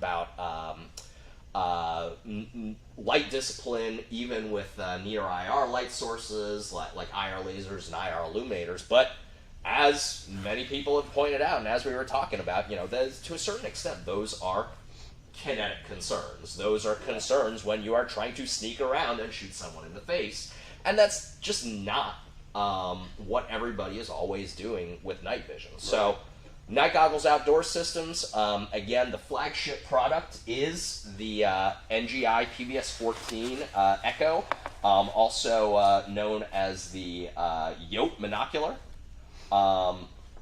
And we do have them in multiple colorways. We have them in traditional black as well, all black, if you want that. But we do have multiple colorways available, and we are continuing to add products to that product line. Yeah. Hey, can I knock out just a few real quick? Sure. I don't remember if we said this or not, but so somebody asked about is the exclusive email going out tonight? And yes, it is. Yes, it is sent. Already. Yeah, you should already have it. Another one that comes up. Check your junk mail if you don't. Yeah, definitely check your junk. The other thing too, so this gets asked a lot. We talked about both the Echo and the XLS, and so guys want to know. They might have an Echo or they might have an XLS, and they want to maybe pair them up on a bridge system. So how do they match up? I mean, it's a difficult thing. Best thing I could say is the colors are slightly different. So you may or may not experience where you don't like your eyes don't like that. However, if that's not an issue for you, and if they're not collimated correctly together, which they may not be because they're PBS 14s, that's something you could contact us on about that. And then if you buy a bridge from us, you can send them in, and we can look at maybe getting that sorted out for you. So that's that, and then I think that's about it on those two things to cover real quick. Will, why don't you cover the new Light Force light there? Yeah, so this is pretty cool. I really like this thing. So this is a new, as you know, Light Force makes they're in the light business. They make high quality lights for off-road vehicles, street vehicles, side by sides, whatever the case is, boats. You can put them on whatever you want. In visible white light, and then they also have infrared versions of these lights. And so to kind of follow up with that, this is nothing new. Like this isn't like a new product necessarily. They have infrared lights, both in 850 nanometer and 940. You can get with us on the differences of those two, but basically what's new right now is they've taken the Rock 40, and this is a single cube, as you can see. Light, and they've basically are going to have it on a magnetic mount. And the way this thing works is that it's a great magnet. I mean, this thing's not going to go anywhere. And so the advantage to doing this is now you got a switch where you can turn the thing off and on like that. It uses a cigarette lighter, so you can simply not pull this off the table. You use a cigarette lighter to plug it into whatever vehicle that you want to do that with. And yeah, there's other people making like small light bars that basically do a similar thing. But the advantage to having just a small cube is you can put it in more places versus if you have a wider bar. Now you need two magnetic mounts. You got to find a bigger surface to mount it. This thing, I mean, you could just take it and stick it wherever you want. And then there's different things you could use it for. I mean, like a lot of vehicles, you've got cigarette lighters in the back and the front. So let's say if you had two of them, because I've had guys say, hey, why don't you have a splitter on it? And that could be something that could happen, but there's an advantage to having two separate ones that are independent, because you could take this, you got like a long ass, Denali with an extended one, SUV or whatever the case is, a truck. You can stick this in the back, and then now you might have another one. You might want that in the front. Let's say you got a boat. I've had guys that want to do that. They want to take it from their vehicles and stick it on a boat. Now you got the front and the back, whatever you want. It doesn't take a whole lot of IR to really make a huge difference, and especially at the speeds that most people are going to be using when they're driving with night vision. You're not going to. I mean, there's guys that haul ass, no doubt. But yeah, like me. Yeah, I mean, they got more lights you could buy for that. But the majority of people are going to be going slow. They don't want to wreck their stuff, and and all that. Plus, they're looking for stuff usually. It's a great alternative to like you guys saw my setup, my system on my truck with the four Rock 40s across the front, and that works great. But this is a great alternative for an inexpensive option to add IR to your vehicle and switch it between your vehicles. I didn't mention this, but my favorite thing to do is put on my nods, turn on my Rock 40 lights, and haul ass down a dirt road with somebody in the passenger seat who has no night vision, because it's like a ride at Disneyland. You're pitch black and you think that I can't see shit either. And I'm just flying, hitting these jumps, and oh man, it's just a riot. So I love to do that. The one thing I didn't say is the cost of it. So the price is going to be, it's projected to be at $499 for the complete kit, and that's for the infrared. You can select if you want the 850 or the 940 as well. Sweet. Yep. Anything else you want to cover, Augie, before we talk about tripods? We've got some more questions. Fleer breech handle 556 recoil. We got this one last night too. First of all, no. Second of all, it's not gonna do anything attached to a rifle. It doesn't have a reticle in it. It is not a weapons sight. It's not going to work as a clip-on. It's not bore sighted. It's not collimated for that. So, Not I mean, recoil rated. yeah, and it's not recoil rated. Yeah. Somebody has asked about Combat-worthy thermal. Combat-worthy thermal are these bad boys right here. Anything that Envision sells is going to be combat-worthy. They are mil-spec units. So if that's what you're looking for, go to our website, nightgoggles.com, keyword search Envision, and there's a bunch of different options. Yep. And then if you want the high end new, we do have the Pixels on Target Voodoo S small clip-on thermals available as well. They're $16.99, so about $17,000. So if that is within your needs and within your budget, that is most certainly a combat-ready thermal. Yeah. Somebody asked how the Night Stalker tripods compare to the Manfrotto tripods. I've been running Manfrottos for years as for camera setups, and these Night Stalkers blow the Manfrottos away as far as durability and lightweight packability. These are built specific to my specifications that I wanted when I wanted a good shooting platform. And whether it's the Night Stalker Pro or the standard Night Stalker, there isn't anything on the market that compares to them and does what they do for the price. And that's just the reality of it. I researched everywhere, and I've compared them against everybody that we can find in the industry, and I still believe we have the best product. They are still our flagship product, and I sell more Night Stalker tripods than any other unit, any other SKU that I have, and for good reason. I mean, we'll talk a little bit more about the tripods here in a bit, but yeah, they'll beat a Manfrotto all day. Other questions? Let's see. Somebody's concerned about the propane fire lit inside our warehouse here. Thank you. We appreciate you. We're You good, heard the Molly. frogs were outside. We're not. We do want to go. We do want to go home to our families. So we appreciate it, Molly. Let's see. Somebody's looking for, I think, looking for a pipe, maybe to see the heat source on a water pipe or something like that. Any plans to carry Theon clip-on thermals or any other clip-ons than the two bearing optics? Well, you just mentioned Pixels on Target. That is a clip-on thermal.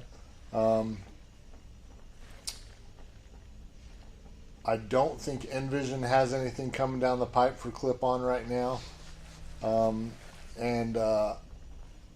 I know that Pulsar doesn't have anything that we're carrying, so. Well, and we are also an EOTech dealer, so if you're interested in some of the products that they're partnering with Theon sensors out of Greece, then we please let us know, and we can for sure try and help you with that. Yeah. Somebody asked if we've ever thought about doing an NGI hunting event or training. Not necessarily, other than this NGI takeover. This is a training per se. I do still take a few people out and teach them how to hunt.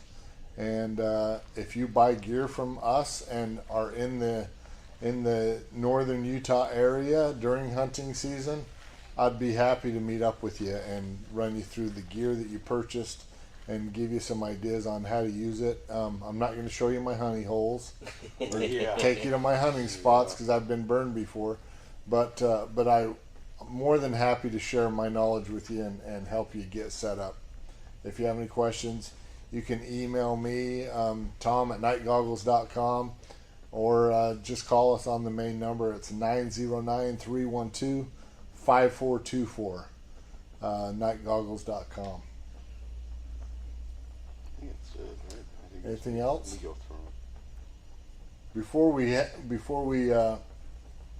move to our next segment, I want to talk about shooting tripods real quick. So if you guys will bear with us another minute here, let's talk about these shooting tripods. The question I get the most, Get out of your way there. I'm gonna get it. about these shooting tripods is what's the difference? Well, the main difference is size, okay? You're talking about a 40 millimeter leg on a Night Stalker Pro. It's roughly the size of a golf ball, okay? 40 millimeters.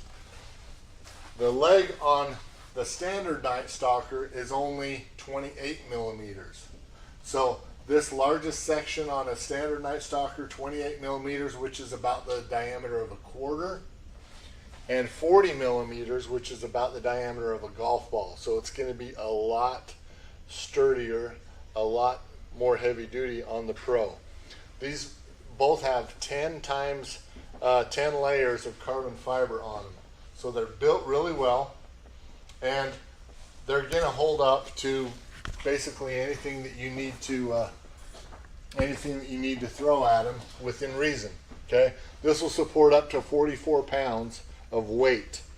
So obviously my hunting gun doesn't weigh that much, but it's going to be more sturdy, more stable. 44 pounds. This one will support 20 pounds, which is still, you know, enough for a hunting rifle, but it's not going to be as sturdy.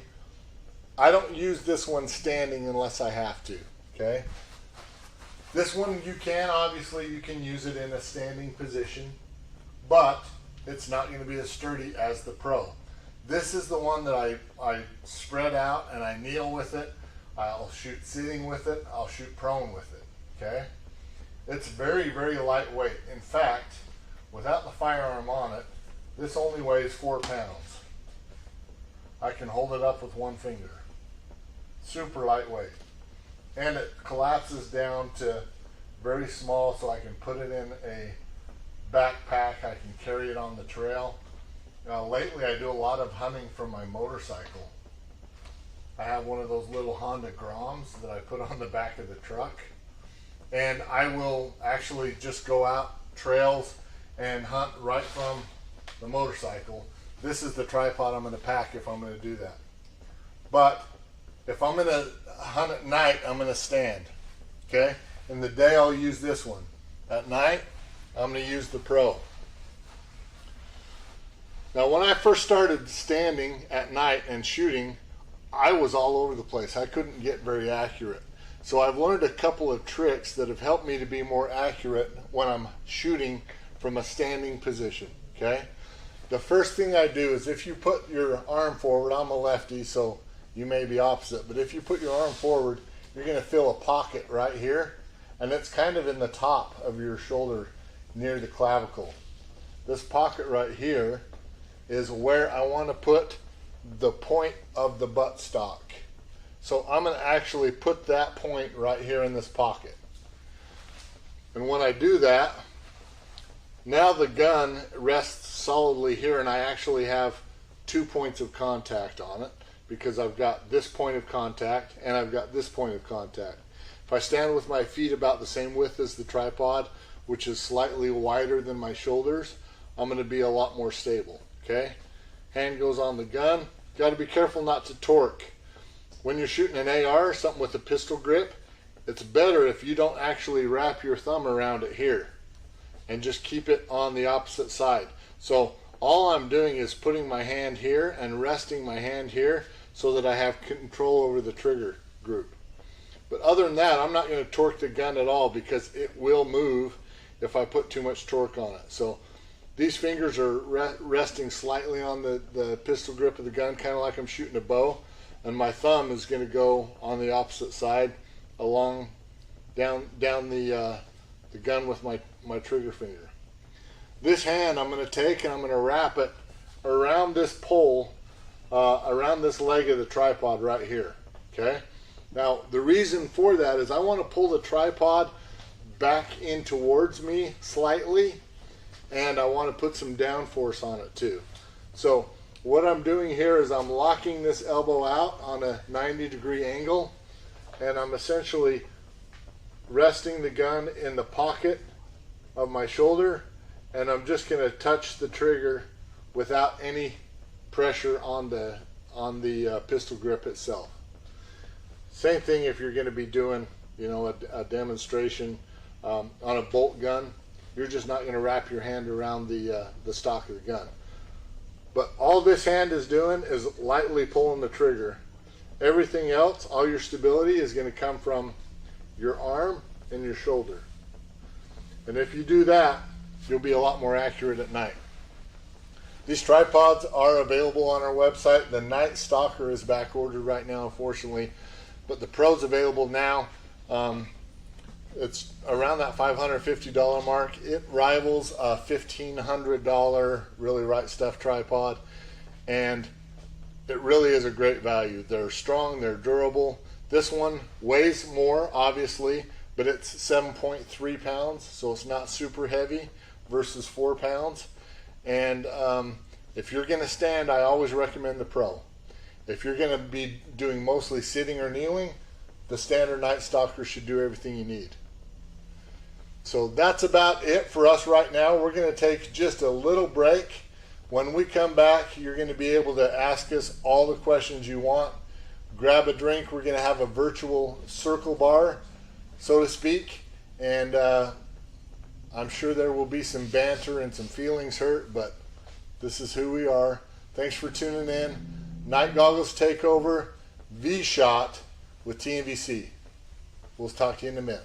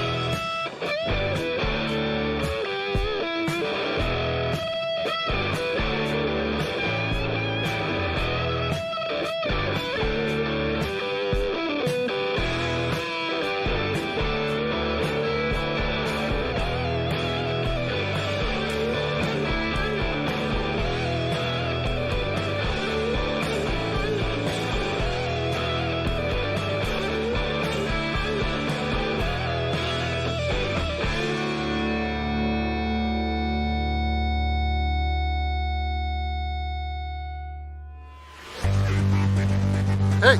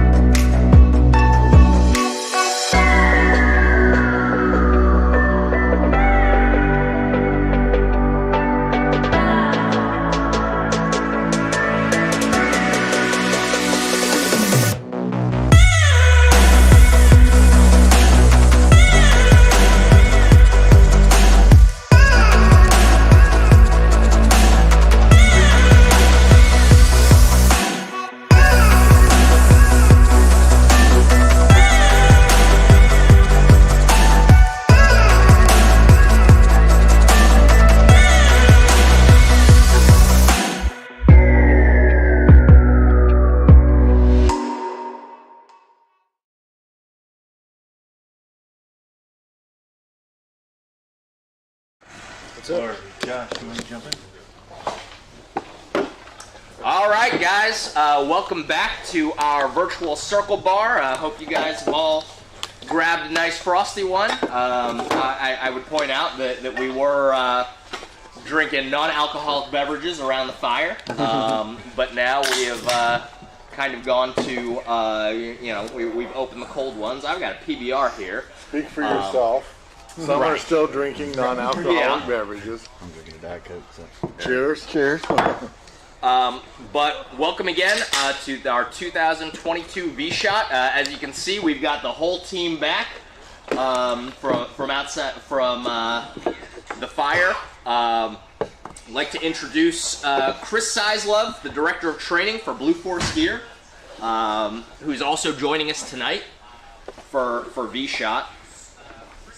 We had a couple of questions, about the emails and especially that link to the XLS systems. Those emails, and it's just kind of one of the things about the way that the mailing system works. First of all, those emails are getting sent out in the order in which you signed up. They get sent out in a couple of bursts, and if you signed up for that email after we announced them or after the broadcast, you were not on that initial list to get that email. We will be sending that email out again at the end of the night tonight, so you will get that link, you will get that email, and then that link is going to be included in all of the subsequent vSHOTT emails, and we have a couple of emails that go out every single day to vSHOTT subscribers that have those exclusive deals and discount codes. So if you didn't get it tonight and you're already registered, it should be coming. Or if you sign up, it will be in all of the it will be in all of the future emails. Another thing to point out: make sure that you're checking your junk mail and your spam mail folders. Sometimes, if it's an email from an email mailing list, it's going to get caught up in the spam filter, and so you might have to go fish it out from there. So if you're not seeing those emails, those are kind of the solutions there for you. Here. So one of the things, obviously we are doing this virtual circle bar event. We're having our panel discussion, but we are first and foremost about sharing information and sharing our experiences. And giving everybody a little bit of knowledge. So I've asked all of our panelists and all of our panel guests to go ahead and just bring their primary night vision helmet setup and talk a little bit about their helmets, what they use, what they've got on their helmets, why they use them, and why it works best for them. I think that what you'll find is that in a lot of ways, a lot of the helmets will have a lot of similarities, but everybody's setup is going to be slightly different because everybody's doing a slightly different thing and has a slightly different background and comes from a slightly different set of experiences. So, Chris, why don't you start us off? Yep, will do, man. So nothing crazy at all going on here. You already kind of said very similar to everybody else's setups. PVS 31s, white phosphor, pretty standard, and I guess now what you call a legacy Cody still works good for me, and I haven't yet coughed up the ducats to get an E-Cody, but so still running a legacy Cody, but it's still working great. OpsCore amps, 2 IFF devices on the back. The 31 battery pack does dual duty in case this thing shits the bed, and a Vampire SF. Or Surefire Vampire head. Works great. Mike? All right. Next. So, similar to Chris, the base is a OpsCore Fast SF helmet. I've got the OpsCore nylon cover over the top of that. Starting up at the front, got a set of PVS 31s with the Ranger Green Nicorium wraps on there. That goes into a Wilcox G24 mount. As I move back along the helmet here, I've got a Princeton Tech MPLS light. I go with red and white because it's just a simple push button, and if you run the IR white version or one of the other versions that has IR, if that button gets pushed while it's in your gear bag or whatever, you don't know it's on, then when you go to need it, it's dead. So staying with visible spectrum, blue and white, green, white, and like I say, in this case, red and white. I know if it actually accidentally gets turned on. Over on the left side, like Chris, I've got a Surefire Vampire, goes back and forth between white and IR light. Across the top, I run a Unity Spark in red and a Hellstar in green. That's because when we're out doing our training classes, we issue sparks to all the students that come out. Sometimes they're red, sometimes they're green. The instructors will wear the opposite color so we can identify ourselves. Set of ops core amps, the cold weather battery pack. I keep my gas mask extender clipped to the back of it, and then I've got the TNVC Mohawk across the top here. One of the things you may see the difference between mine and the other guys is I couldn't stand that kind of canoe shape you get out of it when you cinch down the cord over the top of it to keep your Hellstar and stuff like that. So I took some of this micro cord and just kind of pulled it down. That way, in case I'm walking through anything that's shrubbery, brush, or whatever, it's not going to get snagged and peeled the whole thing off the top of the helmet. So that's mine. Such a pretty boy. Everything's That's so right. nice and tight. That's right. Looks like you never use it. I I covered can only afford mine. one, man. I got to take care of it. I covered mine pretty well in the video, but if you're just tuning in, I'm just running a OpsCore fast bump helmet. That's works great for me for hunting. I also run a Princeton Tech MPLS light. Mine does have IR on it because I like to see in the dark.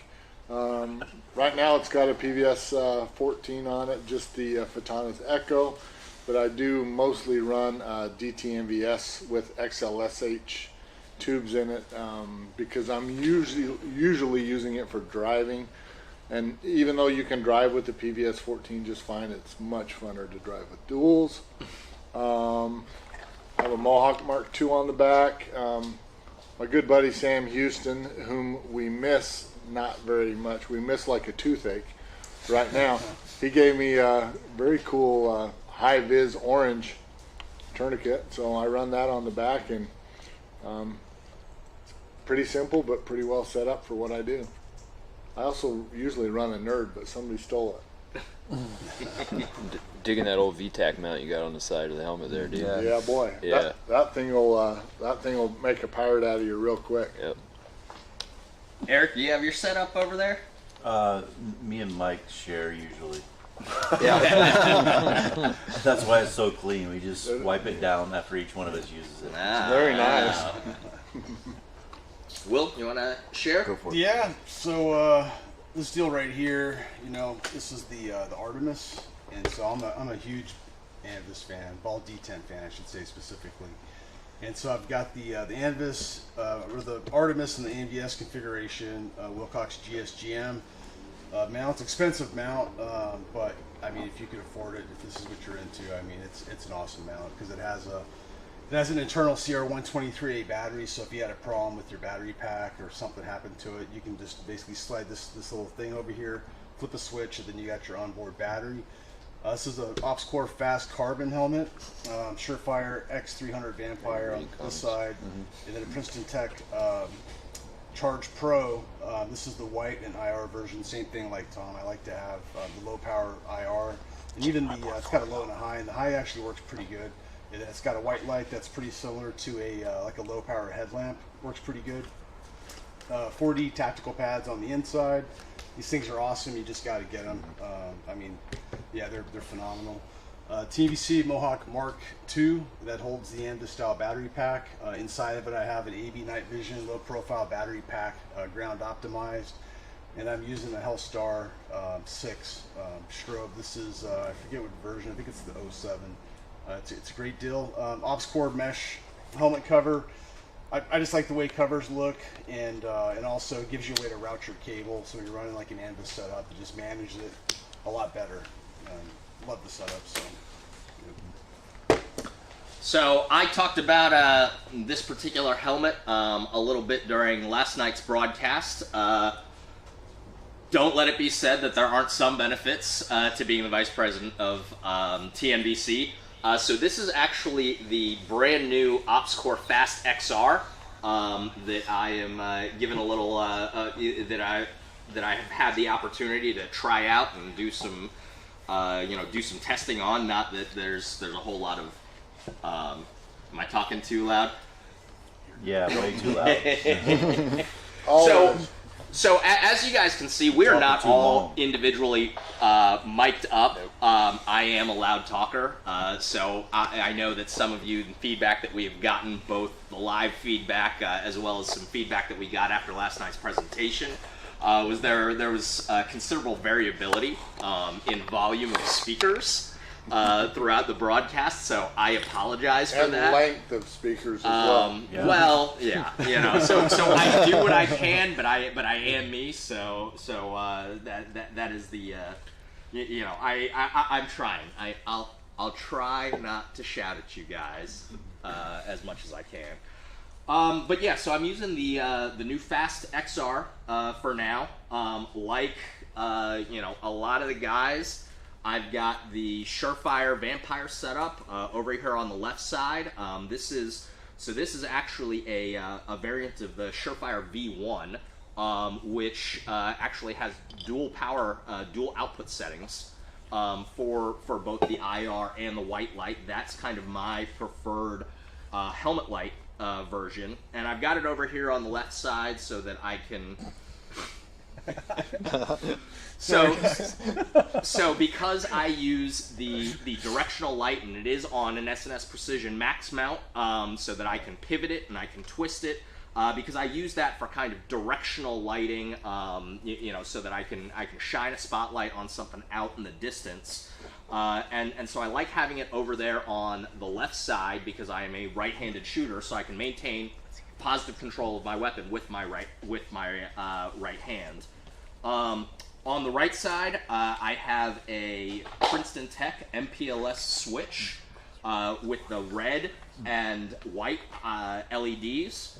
So again, you can get some variable output out of these. Like Mike, I kind of prefer having the visible lights, and this is, for me, this is kind of an admin light. This is if I'm taking notes, if I'm, looking at a map or something like that. The selection of color red, to a certain extent, is kind of just because what I'm used to from my time in the military with the red lens lights. So that's kind of just kind of what I'm used to. You can see here that I've got the OpsCore step-in visor over top here. Attached to it, step-in visor, a pretty interesting piece of kit. I have found it extremely useful for me. In a lot of situations, because I'm an eyeglass wearer, I've been an eyeglass wearer since the second grade. There's not a lot of good eye pro that I can use. Prescription eye pro is both expensive and kind of unwieldy at times. So the step-in visor is probably one of the best ways if you're like me and you have terrible eyes and you need to use and you want to have the option to have some sort of eye protection. Step-in visor is a great option. Like Will, I am an Anvis nerd, so I have the GSGM and the ball detent mount, as well as the GSGM adapter for the OpsCore MBS. And then Mohawk Mark III, L3 Harris battery power supply to power the goggles through the Anvis mount. And then the Hellstar 6, this is a 640 56P. Which is the law enforcement tactical model, and one of the things that I like about that is that it gives me a red visible option, so that you can kind of use that for signaling. So the visible options are green or red, and you can use that for kind of visual communications. Like Mike was talking about when you're on the range. So that is my helmet setup, guys. And one thing that I noticed nobody mentioned, and I'll bet all of you agree, probably the best accessory for your helmet is the 4D tactical pads. Yep. Yeah. 100%. Yep, I've got them. How come Augie's got the most expensive setup here? Yeah. But the 4D tactical pads are just freaking awesome. Put those babies in, and it makes your whole night change. Mm-hmm. So, couple questions. Unless it's below 40 degrees, they get kind of firm. They do, yeah. But you only have to wear it for your helmet for a couple of minutes, and then body heat. Well, Warm you Do a back couple up. of burpees. Yeah. You'd be You fine. got a layer of hair here, bud. You know, one thing on the pads. He's a hothead too. Yeah. One thing on the pads that we should mention is that, because I get a lot of questions where there's 3 different 4D pad sets now on the website. So you've got one that's for the Luxliner kit, which is for the Fast SF helmets, and newer OpsCore helmets that have the vented Luxliner inside of it. You can't miss it. I mean, you'll know if you got one of those. And then you've got 2 other pad sets. One's a standard pad set, the other one's deluxe, and that just it's basically the pad thickness. The deluxe is thicker at 3/4 of an inch, standard's 1/2 an inch, and you pick the OpsCore one obviously for OpsCore, and then you pick the other one which is going to be ACH for anything else. So To include Team Wendy, M-Tech, the ACH, ECH standard kit, or I mean, they're deluxe kits and standard kits, but if it doesn't specifically say it's OpsCore, it's basically for anything else. Exception to that, Galvion Cayman, which has a similar impact protection liner system to the vented Lux liner, so you're probably also going to want the vented Lux liner kit for that if you're running a Galvion Cayman. Had a couple questions come in on tripods, so I'll take them real quick. Somebody asked if I move with the tripod extended or collapsed. You can do either one. If I'm running the standard Night Stalker, I collapse it. I remove the firearm from it, collapse it, and go that way. The Night Stalker Pro, I'll leave the gun in the Arca Swiss mount and use the shoulder pad and just pick it up as one full unit and move with it that way. It's really easy to do, and it's durable enough that it can withstand you hiking around that way with it. Another guy asked, 6'6" tall with the Pro tripod, will it work? Yes. I don't even have it at the full height. I'm 6'4", well 6'3", but 6'4" with shoes on, and I have it lowered down a little bit so it's not too tall for me. So 6'6" is not an issue with the Pro. It would be short on the standard Night Stalker, but you're good to go on the Pro. You're 6'6" when you're wearing your heels, though, right? If I'm wearing Leandra's heels, I am 6'6", yes. But it makes my butt look good. Yeah. your calf muscles too. Yeah. All right, somebody asked, lots of mid-price options for clip-on thermal. What about image intensification clip-on? Anything short of a CNVD LR worth looking at? So there's a couple of ways to answer this question. Obviously, CNVD LR, the LR in CNVD LR or M2124 LR, it goes by a couple of different names, stands for long range. So like Don mentioned yesterday, there are some shorter range versions like the standard CNVD, which is the PVS 24, and so there are There are other variants that are types of clip-on that are less expensive, but may not be as capable of higher magnification ranges as something like the CNV DLR. That being said, just like PVS 14s, we talked about it when we talked about the XLS systems, and even when we're talking about the NGI Yotes from the Night Goggles Outdoor Systems product line, is that at the end of the day, the image intensifier tube is a fixed cost. You're not going to get an image intensifier tube below a certain cost threshold. And then when you're talking about a clip-on night vision device, there's prisms in there, there's alignment and adjustment, all that are all in there in order to make it an effective clip-on device that you can put in front of a day optic, and effectively use that and sight through your day optic and be able to use the night vision device. That's why we say, your PVS 14 is not a clip-on night vision device, because there's bore sight and collimation that has to go into it, because at the end of the day, while it is close enough for our eyes, that generally doesn't make a huge bit of difference. Light does not travel perfectly parallel through the image intensifier tubes, through optical lenses, and so all of that has to be accounted for to ensure that you don't have point of impact shift. So well, not only that, Augie, is the rear lenses are different. The rear lenses on our 14s and goggles are designed to be looked at with our eye. So and the other ones are different. So if you those of you who have never looked through a CNVD, if you hold it up like it was a PBS 14, you're going to see it's like when you look through binoculars backwards, right? You're gonna have a bad day. Right? I mean, everything's small. It's like everything's all shrunk down, right? So that's the thing is it's very different in the way it's designed to be used and made and all that stuff. Did I say something? Yes, cat. Cat running around or something? They're Walking on preoccupied with Yeah, I don't even know. I thought I said something. But And then the other thing too is shock mitigation, recoil mitigation. Your PBS 14 is not going to withstand a lot of that. And I talked about that a little bit last night. Was if you mount your PBS 14 on the gun, it's good for a little bit, but if you keep doing it, it's not gonna survive. That recoil rating's for the tube, and the tube's not gonna handle that all the time. So that's a reason it costs so much money. It's just all these specialized things to make it do something that tube initially was never designed to be used for. So they're expensive. Absolutely. Yeah. So below a certain price point for a clip-on night vision device, and you'll probably notice that they all average around, or there's a starting point of a certain price. And if you start getting below that, and there are some products out there that are below that price point, that's the kind of stuff that you start giving up. With those kinds of devices. Durability, repeatability, recoil. You're like the 24 is only rated for a 5.56 rifle. So you can save money and get a 24, but you're not going to put it on a 308 like you would an LR. There's a couple of legacy Cody questions, or just maybe clip-on thermal questions, I guess. And so I'll do one of them, and then if Chris wants to do the other one on that. So the first one is is it common for your menu image to be burned into it when you?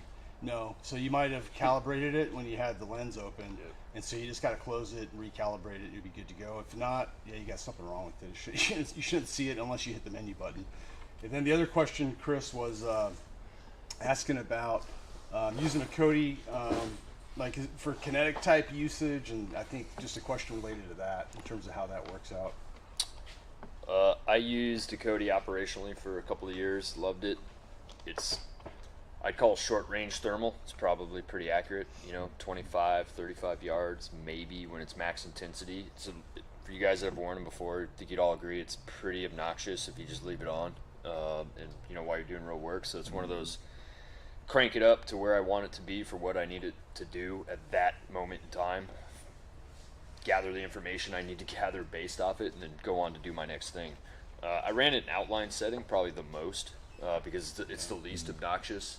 I like running it in CQB a lot for force on force stuff, large structure, because if this room was dark and somebody's buried back here and with nods on, you're like, don't see nothing. But with Cody on, it's there's a blob right there. I don't know why there's a blob there, but it's worth investigating. And it's oh yeah, that's definitely a elbow or a hand or a foot or some bullshit, which kind of made me key in on that. So outdoor usage, it was always great to scan, between 10, literally 10 meters in front of you to see the same thing. There's a heat signature right there. I don't know what it is, but it's something. Too, huh? Yeah, you pick it up quick. Well, you don't pick up exactly what you're looking at, but it's a indicator. Yeah. You know what I mean? So I really liked the Cody a lot. It wasn't powerful enough to see through people's clothes and shit for SFES. It's not that powerful of a thermal. Yeah. We had bigger thermals for that, but yeah, I love the Cody.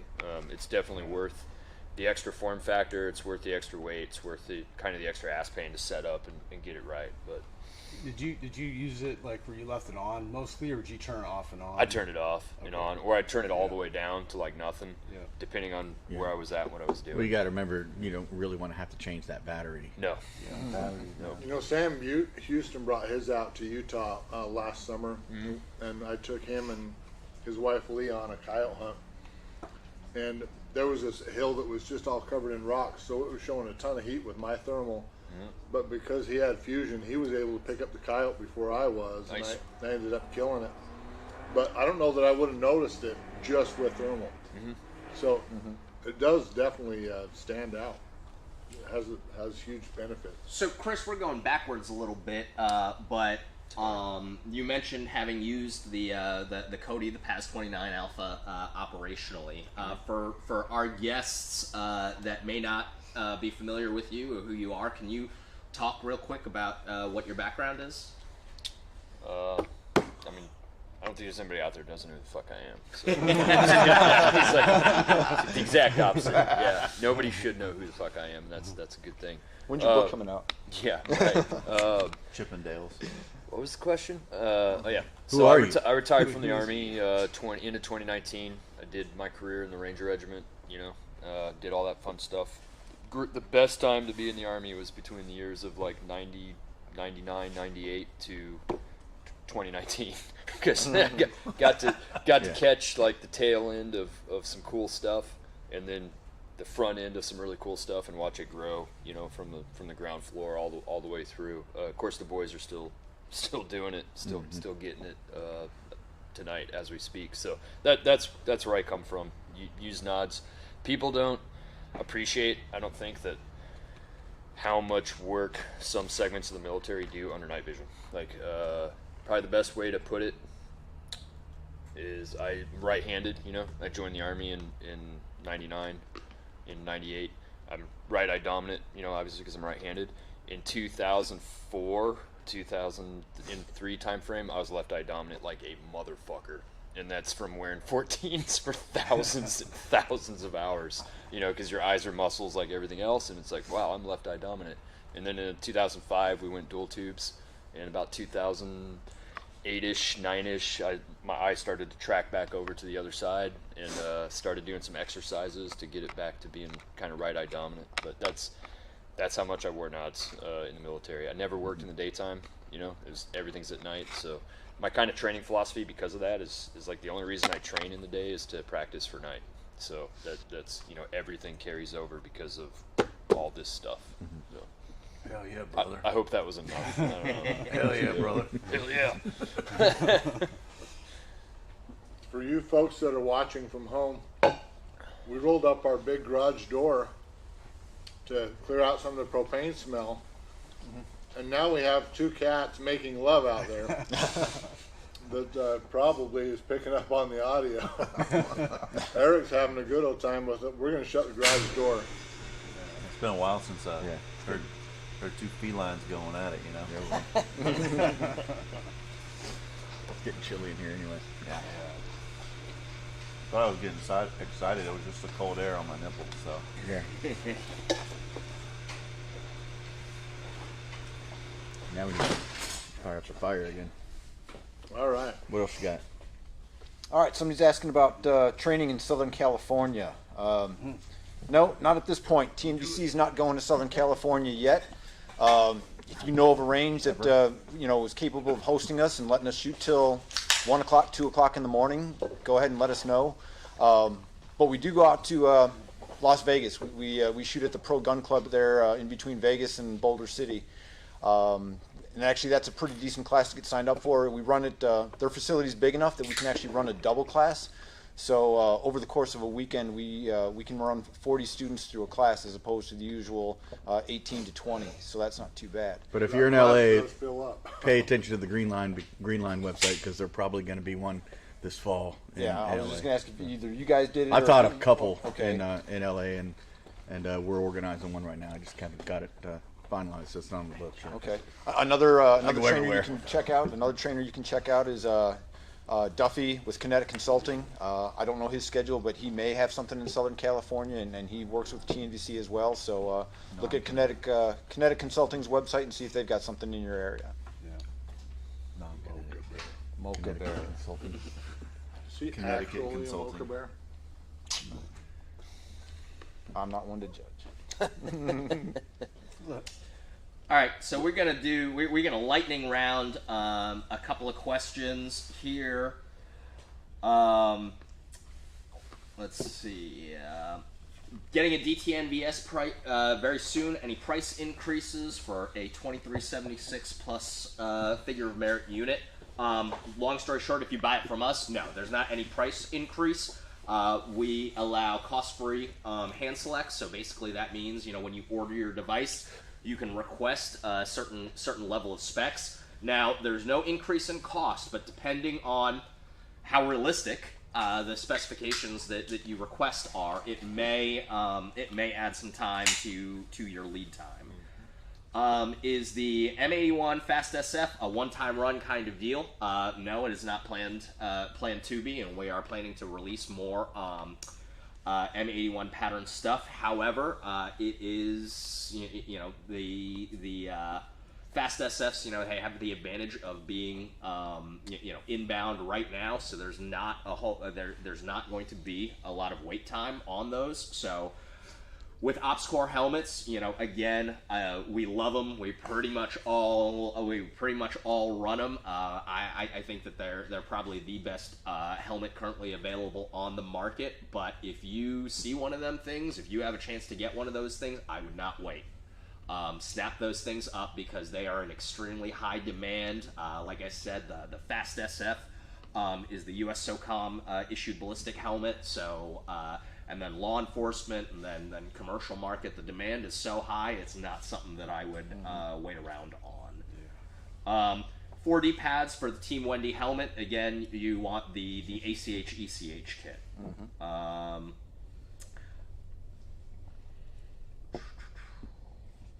North Florida training, you guys. You just missed St. Augustine in December. Yeah, we'll have to see. I think the tomorrow night we'll talk about some stuff going on in South Carolina, but not ready. But North Florida, that's where I live. So, again, go to my website. Helmet sizing. Does it run true to size? For OpsCore, I can vouch that it does. If you're in between sizes, though, we recommend going up a size. You can always add pads or things like that. If you live in a cold environment, you got to consider wearing a balaclava or like a Unity Tactical cold weather line or something like that. You can always fill the space, but if it's already too tight, you can't create more space. You can't stretch these things out. So that's our recommendation. If you're in between sizes, go up a size. You said baklava wrong, but that sounds delicious. Baklava? Baklava. That's a dessert. Yeah. You can wear it Isn't on that your what he head. was talking about? You Yeah. can put it on your head, though. Yeah, you could put baklava on could. your head, but I you guess should pronounce it properly. You're right. You could put That'd some be good. Yeah, you could put some baklava Anything I'd rather on put it in my my mouth. I like Greek food. in your mouth. anything on my head is going to Yeah. provide some insulation. Yeah. That's true. No, that cold weather liner is the bomb. It's awesome. So somebody asked about preferred IR laser zeroing range. We got a lot of folks here doing a lot of different things. What do you guys think? 700 yards. Yes. 705. 771. Intersection. So, yeah, I mean, the A answer that we teach in class is an intersecting zero based on what your red dot is zeroed at. So if you've got a 50-yard zero on your red dot, run an intersecting zero, or more commonly called converging zero, with your laser. What do you guys? Same thing? Just that. And somebody a lot smarter than me ran the numbers out, and like the size of your dot, the actual beam dot at distance relative to the size of the MOA that your rifle I've is. actually gone out and measured. Yeah, and it's like it's fucking irrelevant. You know what I mean? Like parallel. Like it ain't parallel, bro. Like because once Well, first of all, the MOAs get big enough, it's you like could be it's one the click same. left or right. You of never know it. actually center. Yeah, and yeah. you don't know it. No, so yeah. Well, I mean- you're almost guaranteed to not have a true parallel zero. Yeah. To quote Chuck Pressburg, I mean, he said it best. He's like, if there's 120 clicks of adjustment on your laser, 119 of them are wrong. I mean, Yeah. I take that to class all the time, And here's the thing with parallel zeros, and we see this in class all the time, is guys will try to come to class and say that they've got a parallel zero because they bought one of those little targets with, they shoot the offset at 25 yards. Well, here's the thing. To guarantee a straight line, you've got to have at least 2 points to draw a straight line. And if you're shooting that parallel target at only one distance, you're only getting, like Don said, that one feedback of where your impact is. You have to shoot a parallel zero at 7 yards, at 25 yards, at 50 yards, at 100 yards, and you have to be able to group that shot group the same all the way from 5 to whatever you decide your distance is, whether it's 150 yards, 200 yards, it has to be the same all along. And if it's not, then you don't have a parallel zero. Well, and I don't know if we're even answering the question, because this is going to turn into a parallel zero versus Right. converging zero conversation. But here's what I teach and why. First of all, zero your aim point at whatever distance you zero it at. 50 yards, 200 yards, they're not the same, by the way. And then I don't preach, like, if you have a 50-yard zero, don't converge your laser to your red dot at 50 yards, because 50 yards is where it's going to cross, right? Do it as far out as you can see both of those, because the farther out you do it, the more gradual that angle is. And if it's at 100 yards is where they're going to crisscross, and at 200 yards, they're going to go from here to here, right? So your margin of error. Oh, and by the way, if anybody wants to know how big that laser beam on a PEC 15 is at 200 yards, it's 18 inches. Yeah. So your Okay. rifle's probably So, shooting fucking it's not a 11 precision inches, instrument to 12 begin inches with. at 200 yards. But the so reason it's that I look gives at, a shit. I was told last night not to pound on the table. The reason, I know I'm getting excited. No, but here's the deal. You've already zeroed your optic, your day optic, right? And it is set for bullet drop, to compensate for bullet drop and windage, right?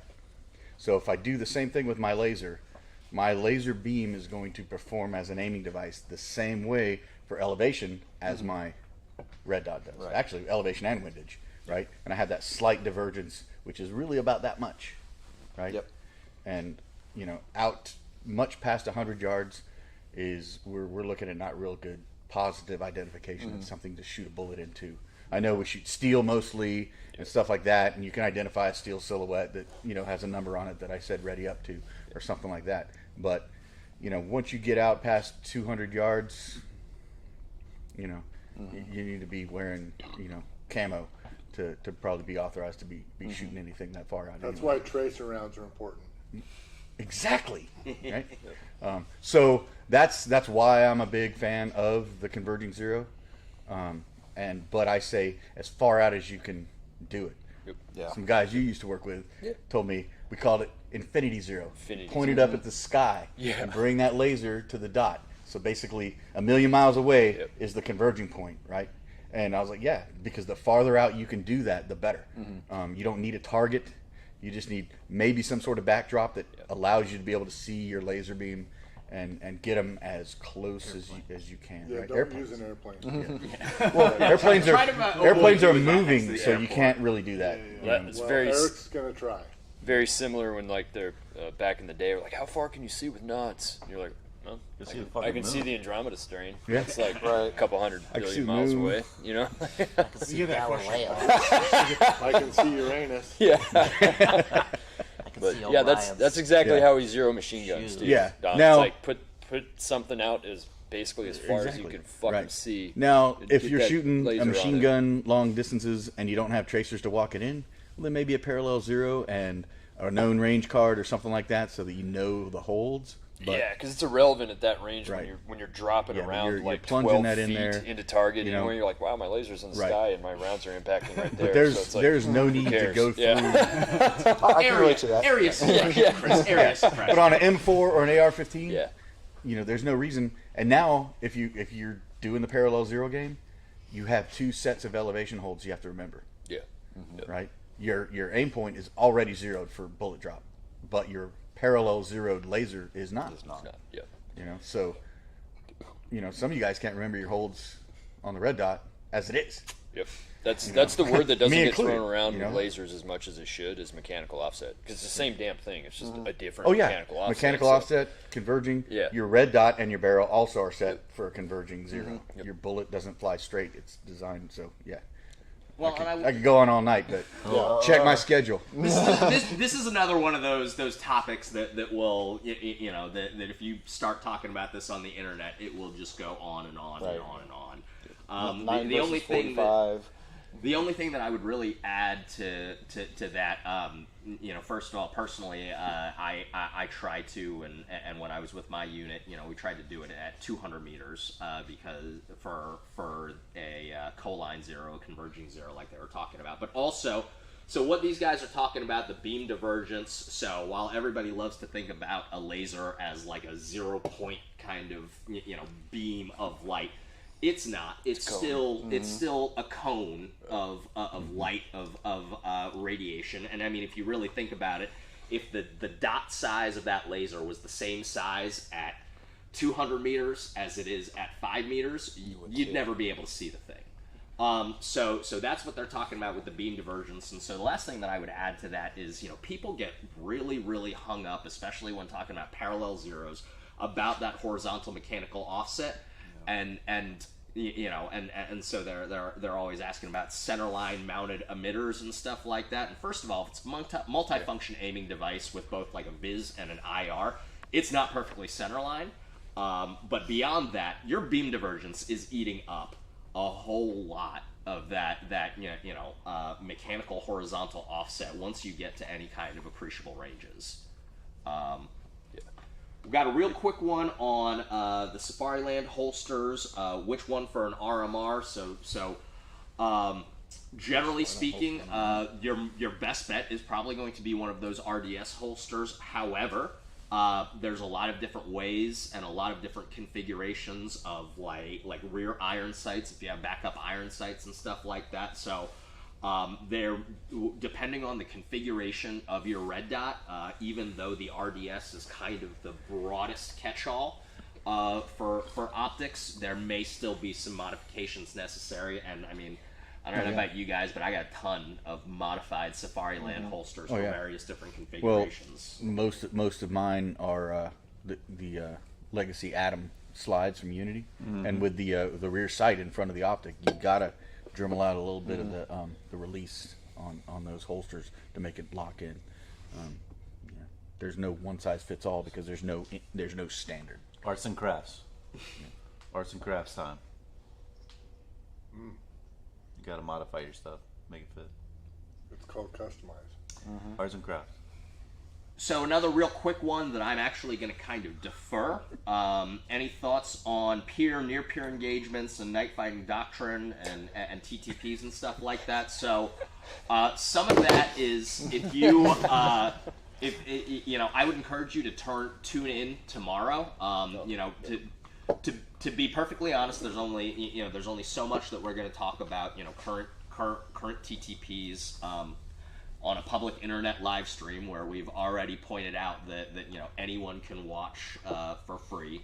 But that being said, we are going to be talking a lot more about kind of future developments and stuff like that. And so we'll talk about that a little bit more tomorrow. So if you're able to, please tune in tomorrow. Please ask that question again, and we'll address it in a little bit more detail.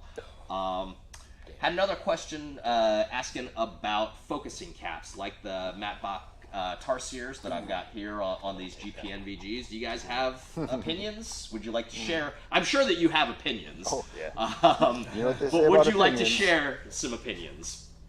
I have a strong opinion on that, which is if you do not have eye problems, like you don't have astigmatism or you don't wear glasses or something like that, and you wear your nods correctly, they're completely unnecessary. And by correctly, I mean like understand that dual tube nods were an aviation requirement. They were not an assault or gunfighter infantry requirement. Because there's something like, what are these called, Mike?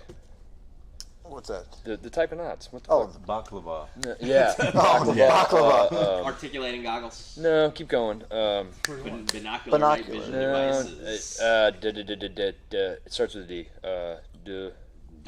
Dual tube, right? It's like dual tube, dual focal plane, because that's the whole freaking reason to have them. Like if you're running dual tubes on a single focal plane, you're like really missing a lot of capability. Like because these are aviation requirement back in the day, right?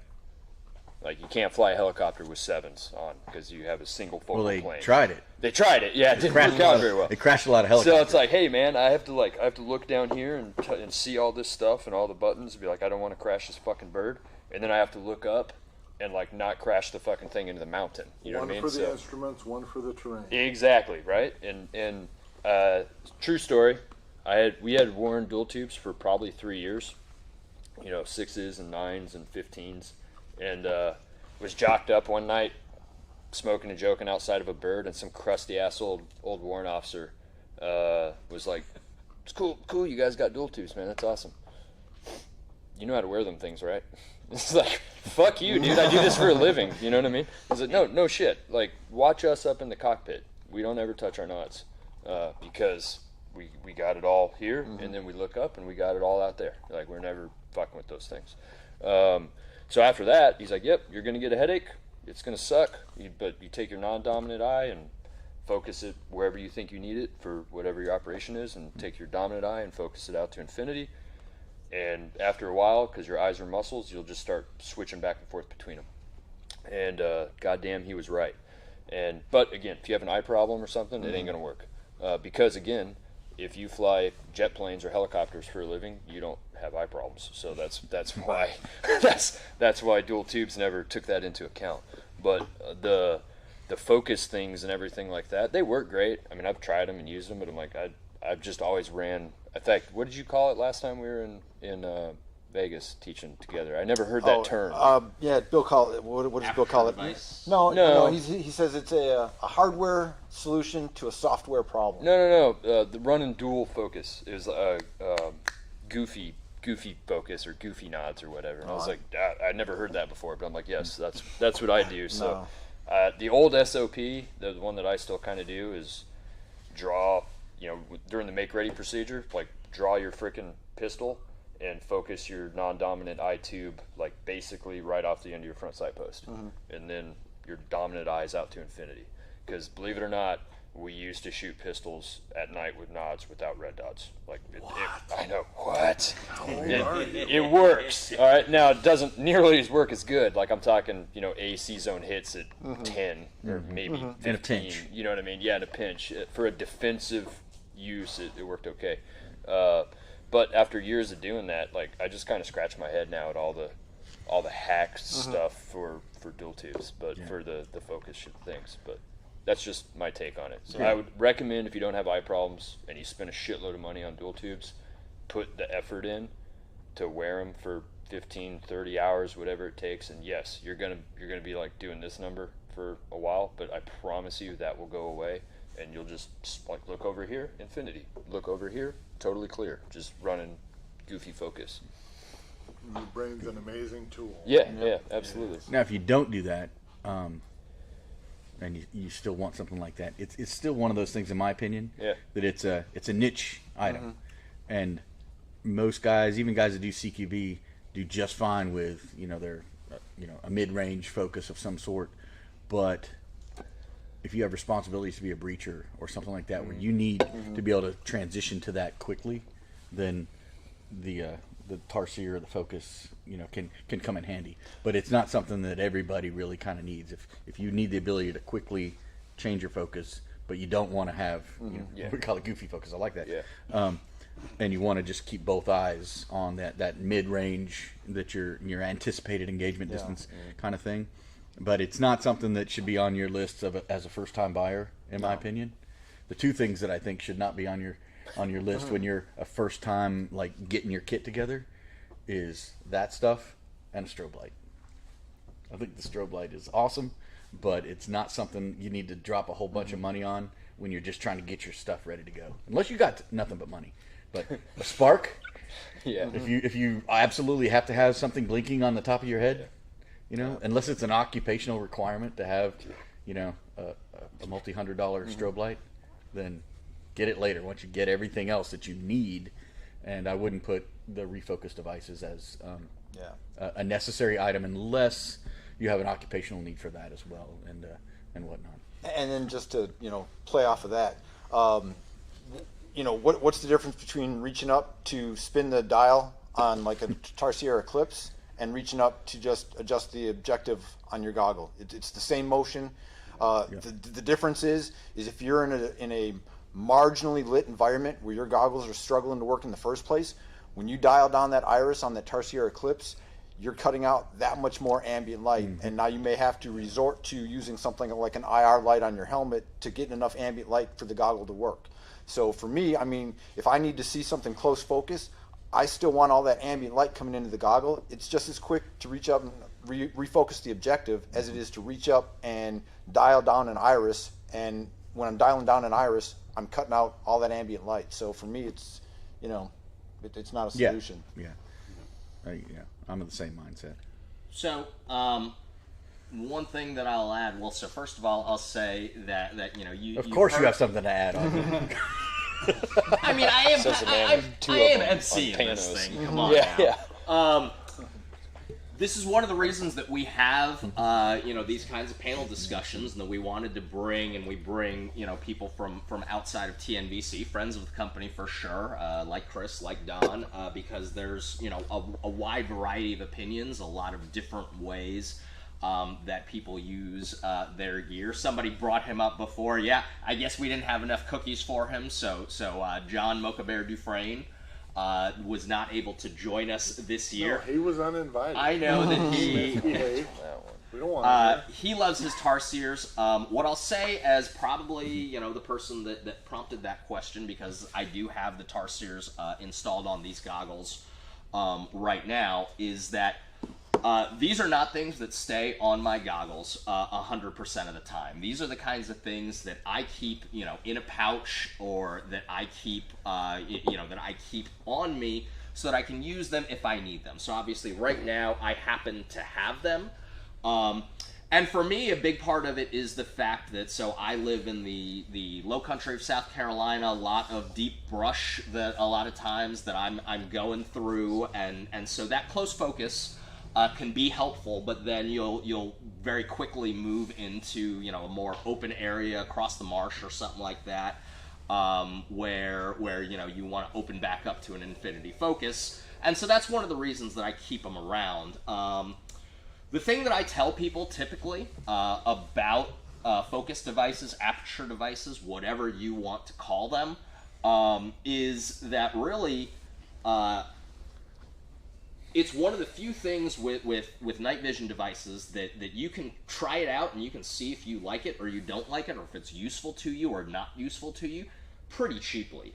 If you have something with like bikini covers, like these PVS 31s here, or if your night vision device came with like little pinhole covers or something like that, you know, or you can take like a Butler Creek scope cap, drill a 5mm hole in that thing, or, you know, 5 to 7 millimeters tends to be like the sweet spot for that aperture size.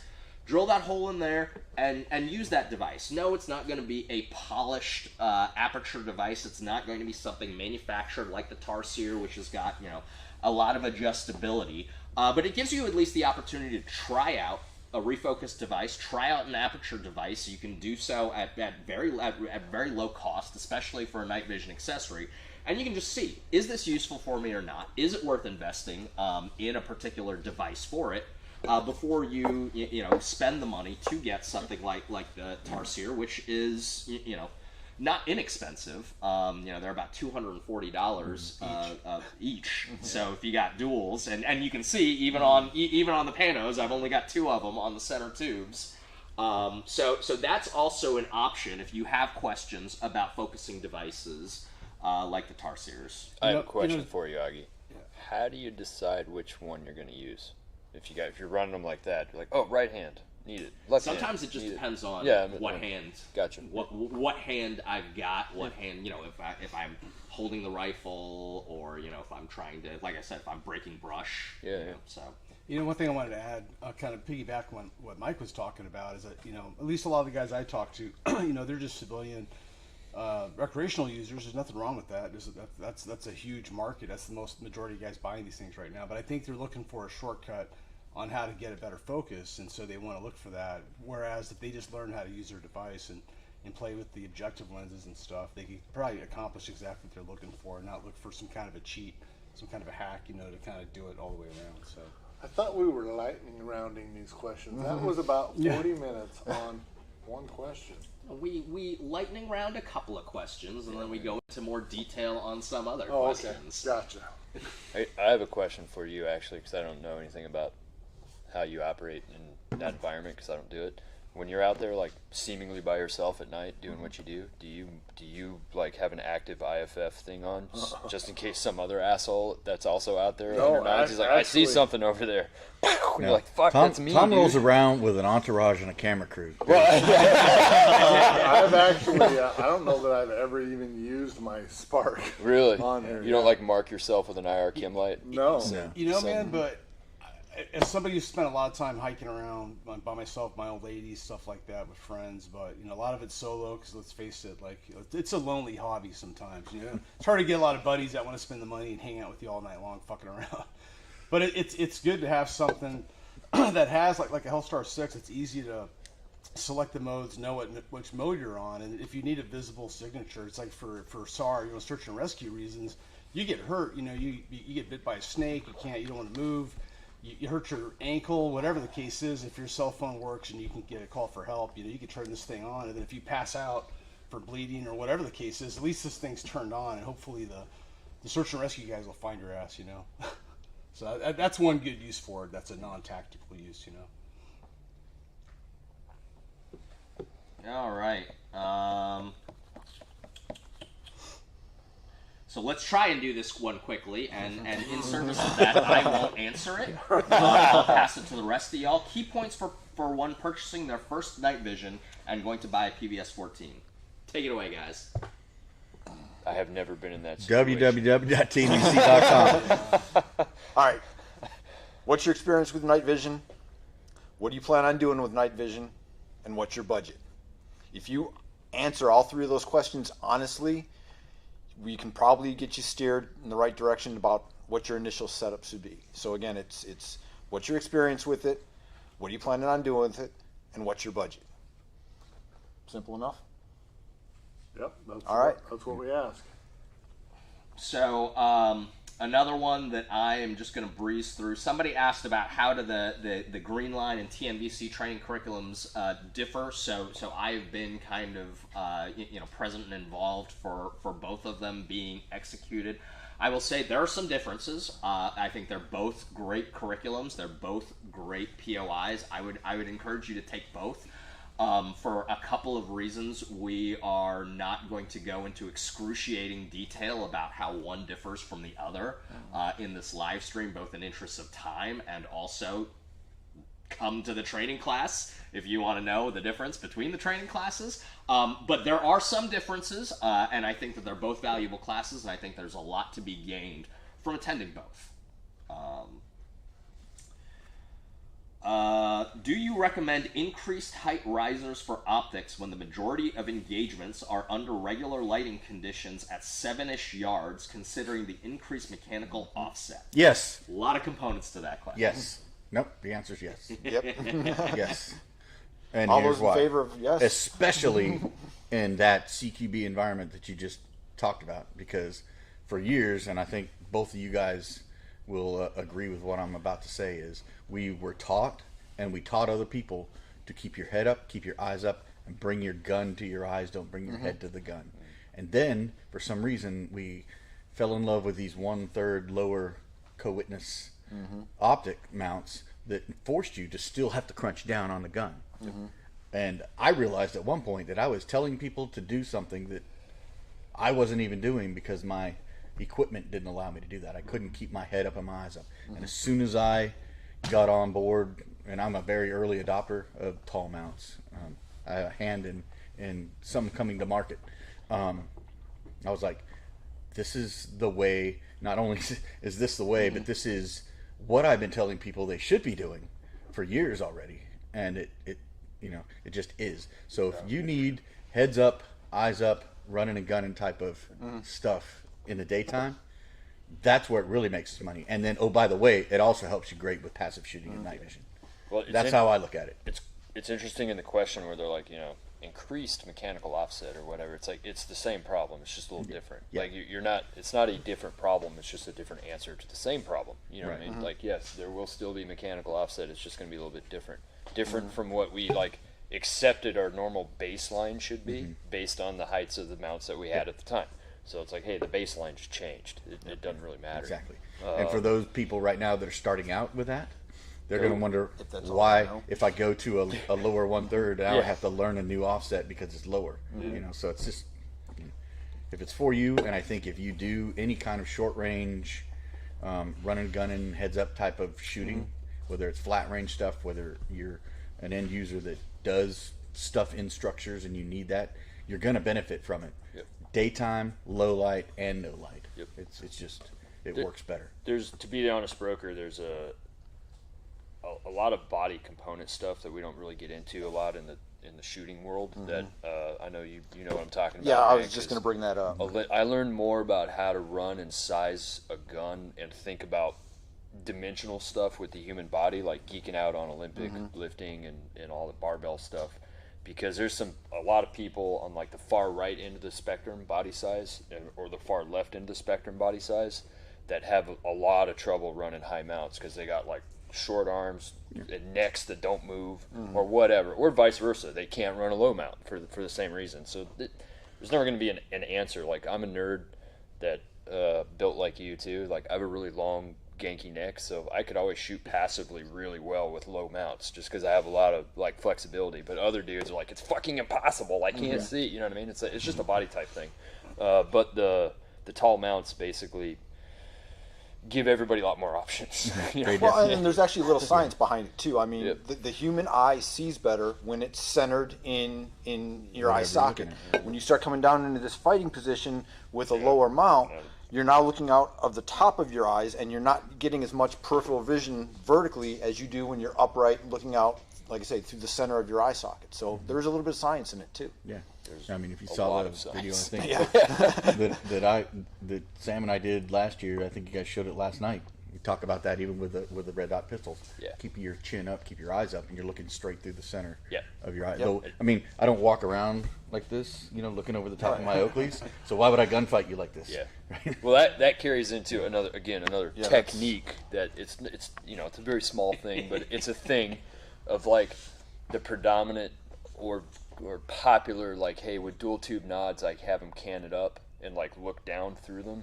I'm the opposite. I'm like, no, bro, I look through my tubes through the center of my fucking eyeballs because I need the maximum ocular clarity, I need the maximum visual acuity, all that stuff. And they're like, well, what do you do when you need to look under? I'm like, I cock my head back and go like this because whatever I'm doing right here ain't that fucking important. Yeah. But what I'm doing right there, super fucking important. If I need night vision, I want exactly. I can get. Yeah, so it's just a small technique thing, but that same science that we just talk about with shooting, like I also apply to wearing night vision. Absolutely.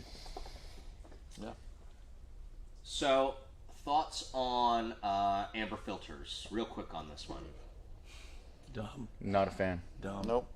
I ran them pretty heavy in certain areas where there was just a shitload of ambient light, like bright ass street lights and shit. I ran them because I thought they kind of dimmed out a lot of the halos a little bit. But that was it. It's a 5%. It's another one of those at best. You know what I mean? Kind of things. That if you need it, you need it.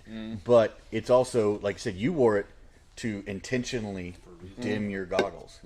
Most of us wear night vision goggles to see at night, and I don't want to dim them. Right. Yep. Right. You're adding another lens. I'm adding another lens, and it's a colored lens that's gonna reduce the amount of light that I can see and bring in and process. And it's all about image intensification so that I can process information. Well, quicker. and then you get the other half of that argument of like, oh well, the bad guys are going to see me, when the zombies come, because of the light reflecting off of my clear eye pro. And it's like, well, you know what? If the person you're worried about gets close enough to see that light reflecting off your Oakleys, then everything you've done up until that point has been wrong. You know what I'm saying? They should never get that close to you in the first place. So. I think like Chris was saying, I mean, if it's a goggle without gain control, I guess, on those bright nights it would really help. But if you've got a gain control knob like on 31 alphas or something, I mean, you can just turn it down. So. Well, back in those days, y'all were AVS 6s and PVS 15s. There's the gain control function, like on those bright ass entire street blocks in Iraq that were just lit up. I mean, with white, street lights and everything. And Those cheap fluorescent lights. When you turn the gain down that much to mitigate that much light, now it's all dark. So it's I kind of want it more bright, but I just want to kill all the bloom from all the white lights. But That makes sense. And here's the thing too is the tubes that are in the goggles today are way better than those were. Yeah. So the halo values and stuff like that are better. Yep. I mean, Better an average glass, tube better- today is better than Oh, yeah. what was in an Ambus 6 back in the day. When we first started running duels. Eric, would you like to take a question? You look like you're about to fall asleep over there. No, I'm good. A little quiet. Can't read. Oh, okay. So someone asked, will a SCAR 16 SBR kill a mall? No. You'll be fine. next, it'll kill itself eventually. Yeah, I mean, the mall will probably outlast it. Shots fired. Preferred, Funny because it's true. Everything will kill itself eventually. So. preferred optic among the panel members for close quarters under night vision. Anything that starts with an aim and ends with a point. That was my answer. Yeah, comes out of an aim point box. All those answers can be found in an aim point box. Yeah. Next. I don't know. My everyday one these days is the Comp M5, but I mean, the T1s. Yeah. Literally any of the aim points that I've ever used have been the most reliable optics that I've ever used. Yeah, for sure. T1s, T2s. Comp M5. Will kill 'em. I'll throw a frag into this though. Night vision settings on all those optics. What about them? I never use them. Like they're like, what the fuck is that thing for? Yeah. Because I have it on the. You can still use it under night vision in extremis because Yeah. you got to mix white light with IR. It's like, And it yeah, just- I, it depends I on can what still you're- see it, no problem. Yeah. But if it's in night vision mode, I can't see it. It when depends I on have what to your integrate, intentional SOP is ahead of Yeah. time, and we go over that in my classes extensively. Is like you can't have everything. So, yeah. So if you are planning to use white light and red dots, then you need to have your red dot set so that it works under white light conditions, and acknowledge that it's going to be not as easy to use passively with your MVGs. Right. If your plan is to stay passive and use your red dot if you don't use a laser, then you have to realize that when you turn on your white light, you're not going to see your dot anymore because it's going to be down either so dim or in MVG mode. So it's one of those things where there's no such thing as an optic that reads your mind and can change and shift on the fly yet. Yep. Yeah, but yeah, so it's a trade-off. Eric, do you have an answer to this? Yeah, I like for my rifle.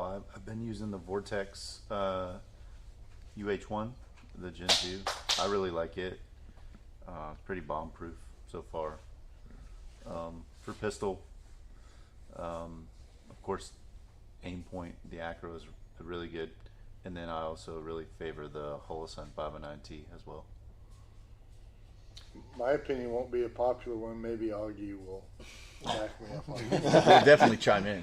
When I first started out using nods and shooting a carbine, I was running the EOTech 552, and it's been pretty bulletproof. I still have it. It's got to be 15 or 20 years old at this point. It still works.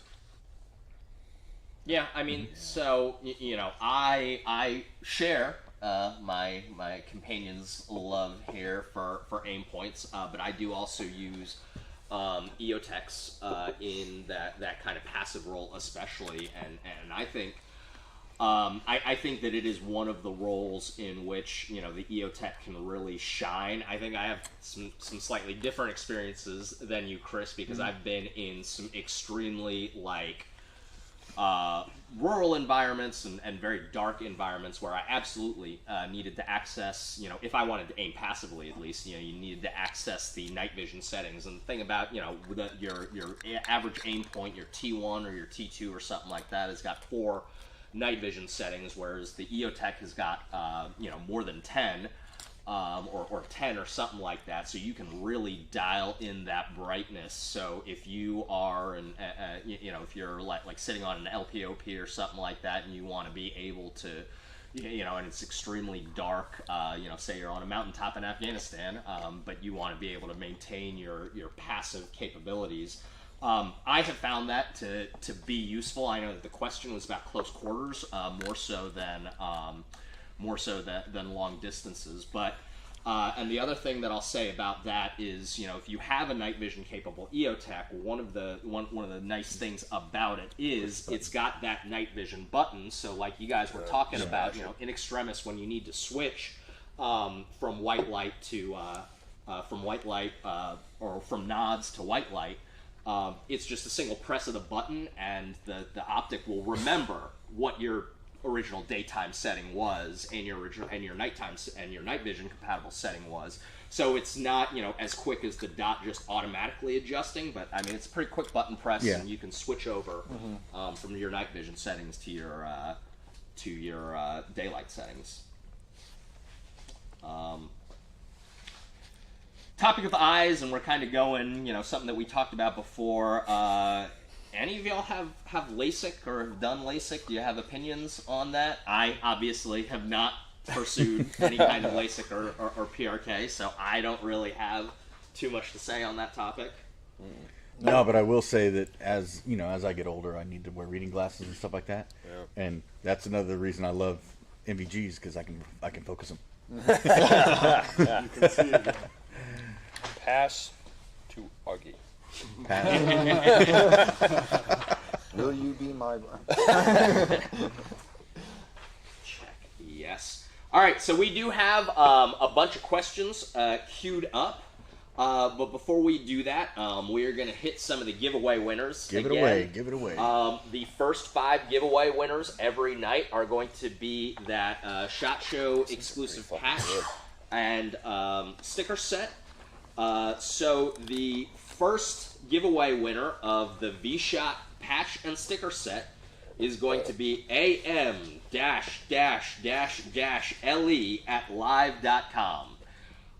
If you are a giveaway winner, we talked about this before as well. We're obviously not going to read out your entire email address over on a live stream, but we're going to try and give you enough information so that you can tell that maybe it might be you. But you will be receiving an email. Don't necessarily expect to get an email immediately after your name is read, but you will receive an email identifying you as the winner and asking you for some information so that we can go ahead and send you your prizes. The second patch and sticker set winner is sh-144 at gmail.com. The third is wh-hu at yahoo.com. b-in at a police email that we probably shouldn't give out, so I'm being told. And then finally, for the final vSHOTT patch and sticker set, is qu-pi at gmail.com. Congratulations. Yeah. Congratulations to all our winners. I think we had some people take a quick break. So this is a question that, we get a lot. Could end up going a little bit long. I'm kind of gonna, but let's go for it because it is such a common question. Thin filmed versus unfilmed actual performance differences. And it's like, I've got my opinions, but it's from a recreational standpoint. And these guys that have operational experience probably should have the first shot at it. It's totally different. Oh, I don't know. Yeah. I think it's subjective. Yeah, and it's also, you can start trying to quantify the numbers on a data sheet or something like that. Right. But, anecdotally, I would say you're getting a 20 to 30% increase in performance, but that's variable. And then I mentioned something about it last night. As soon as you introduce artificial or any kind of photonic imagery of your own with your laser or anything like that, sometimes it doesn't make that much of a difference anymore. Where you get the biggest the best bang for the buck is when you're in a really, really dark environment. Which one's going to last the longest and give the performance that you need? And it's really hard to tell because there's so many variables. I don't know if you got another opinion on that, but I've always said 20 to 30%. I have none, to be honest with you, until I got into the commercial civilian side, the Augie type people side of nods. I had never even heard that term. You know what I mean? It's not like operational nods, if you want to call it that. Active duty guys that do this, it was never even a thing. It's like the nods. Well, that we're because wearing, you didn't know what was inside of them. They were just nods. Exactly. They're FM. You know, But were you running mainly on film then at that time, or? 31 alphas for the last. Over the course of your career, you ran everything from older tick films, 7 deltas to 14s to 15s to 6s to. I mean, even the first 31s 31s that you got were green, so they were probably white thin phosphor film. And then when you got the whites, they were, so yeah, those of us that were like able to experience the evolution of these things. And I mean, you've got to have a lot of time under nods to know the difference. I mean, if we did like a blind taste test and took somebody that's never worn goggles before and put both pairs in front of them, a thin film and an unfilmed, which ones are which, they're probably not going to be able to tell you the difference. I mean, if you've got a lot of time under goggles, you might be able to see the difference, but it's not enough to worry about. Like Don said, unless you get really dark environments. And you can have unfilmed tubes with low numbers and thin film tubes with high numbers and be even closer to that. So, I mean, but generally speaking, I would say, and this is just my guesstimation, that you're looking at about 20% increase in performance up to maybe around 30% by going unfilmed. And that's just the nature of the beast. It's like you either have a supercharger on your car or you don't. Right? Yeah. Obviously one's going to give you increased performance, but there are so many other variables. What kind of transmission's in there? What's everything else that's there? So, and like Mike said, and Augie brought up, a guy with younger eyes is going to notice a bigger difference than, me in my 50s at this point, But I need all the FOMs I can get. Yeah, I mean, there's a couple of different, a couple of different directions that you can go with that.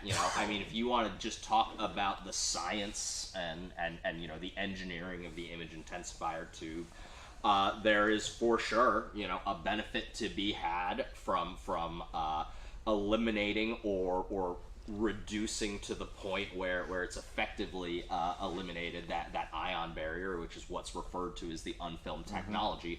But as we've discussed, as we get questions about all of the time, each individual analog image intensifier tube, manufacturing processes and everything like that, no two tubes are the same, up to and including the fact that you could get 2 spec sheets that have all of the exact same numbers written on them. And those 2 tubes, when you actually look through them, because, the data sheet doesn't say everything either. A data point that I will throw out there in terms of unfilmed versus thin film technology is so the big Army's ENVGB, the articulating fusion and augmented reality goggle, the PSQ-42. So that contract was awarded to both Elbit Systems America and L3 Harris to use their premium image intensifiers, and this is obviously a premium system. This is the top-of-the-line system.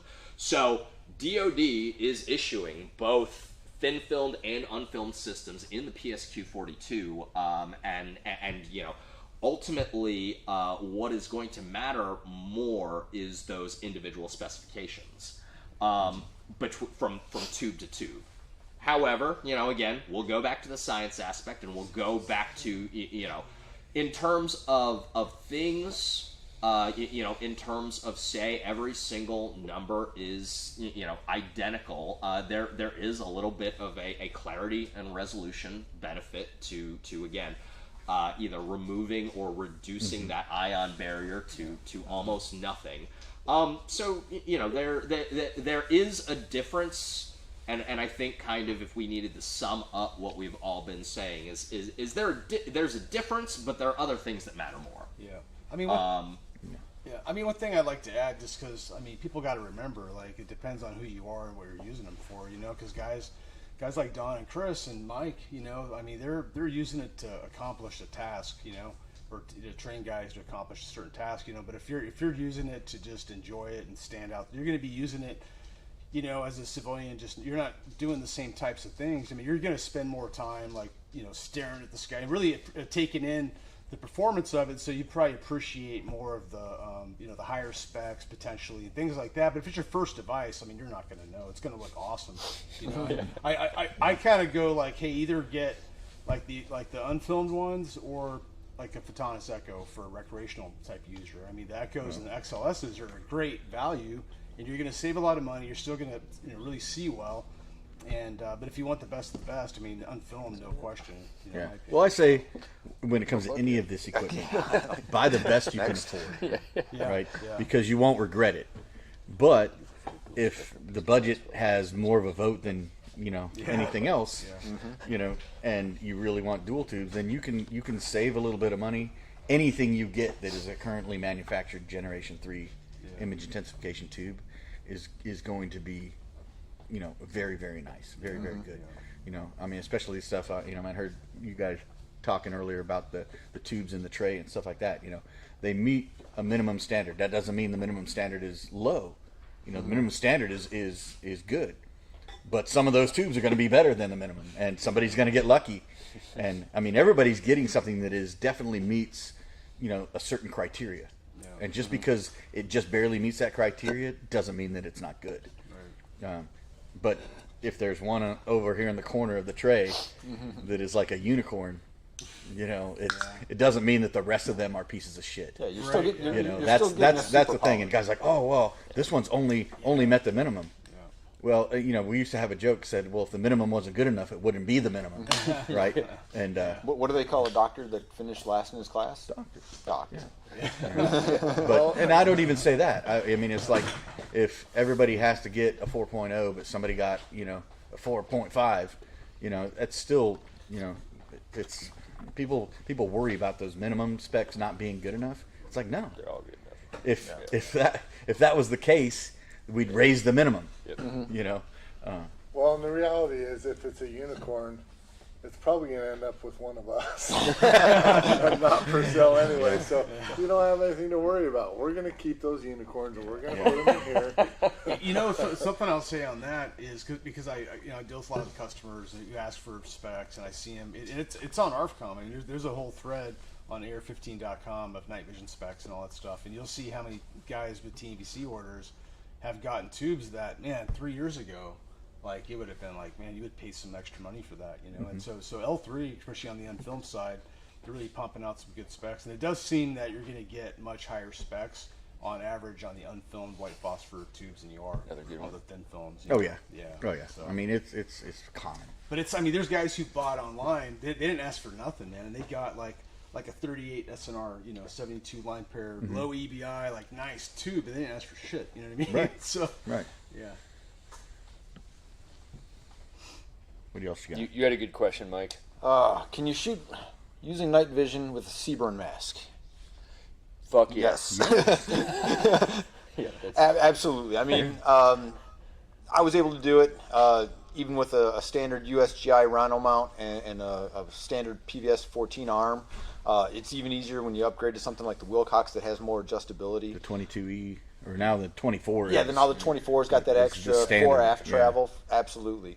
And here's the thing is, are we talking passive or active? I mean, if you're using active IR, if you're using a laser, I mean, you can get, you know, you can get crazy and start doing this, you know, your life jacket, you know, thing, and shoot up over your head, whatever. You don't need to see through the optic.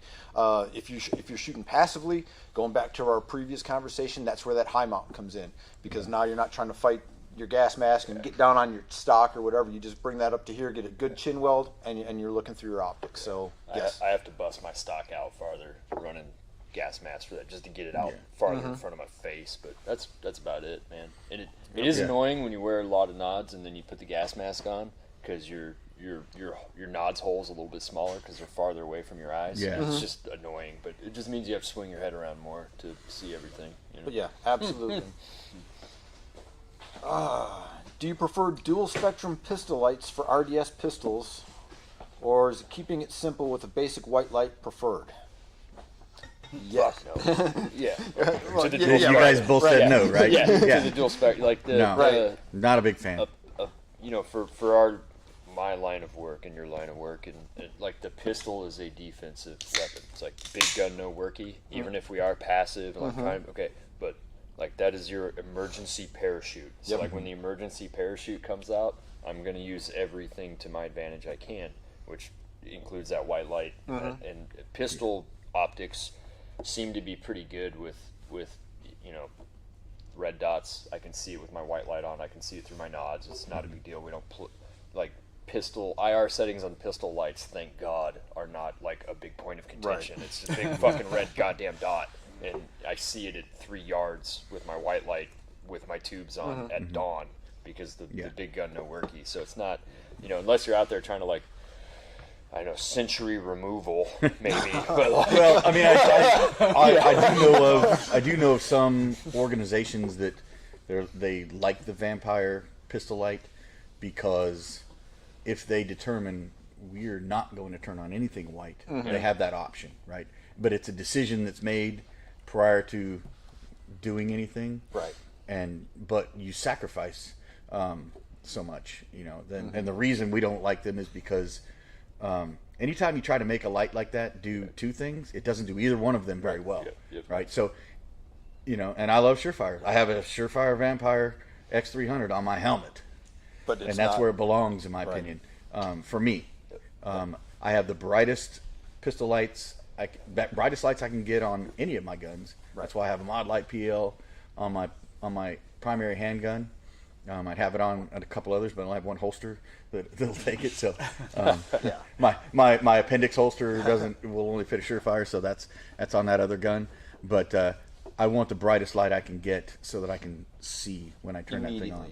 I mean, that's my mantra is I want single spectrum, single function. Okay, when I need a white light on a gun, whether it's a rifle or a pistol, I want as much light as I can get right off the bat. I don't want to have to cycle through low, high, disco, SOS mode. I just want white light, and I want all of it right now.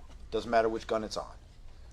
So, and you know, Don kind of you know, alluded to it, but a lot of these, you know, a lot of these lights, a lot of these products, you know, especially when you're talking about like a company like Surefire, you know, they're designed against certain requirements, and sometimes those requirements are awfully specific as well. So, you know, there are certain applications. I mean, I would agree with kind of the consensus opinion that you know, day to day or night to night, I'm gonna roll with a dedicated white light.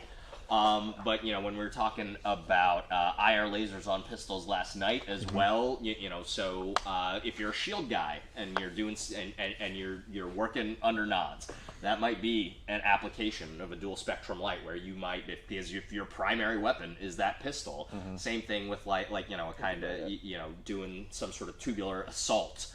You know, I've heard of some guys, you know, and there's some applications. If you know that you're going to hit a walled compound and somebody has got to climb up that ladder and wants to pop over top under nods with, you know, with the capability to fight, it might be useful to have an IR illuminator on your pistol so that you can use it one-handed. But again, the point there is that, you know, these are some very specific requirements, and they're not catch-all situations. They're not, you know, you don't use these 100% of the time. You apply these in situations for where they're appropriate.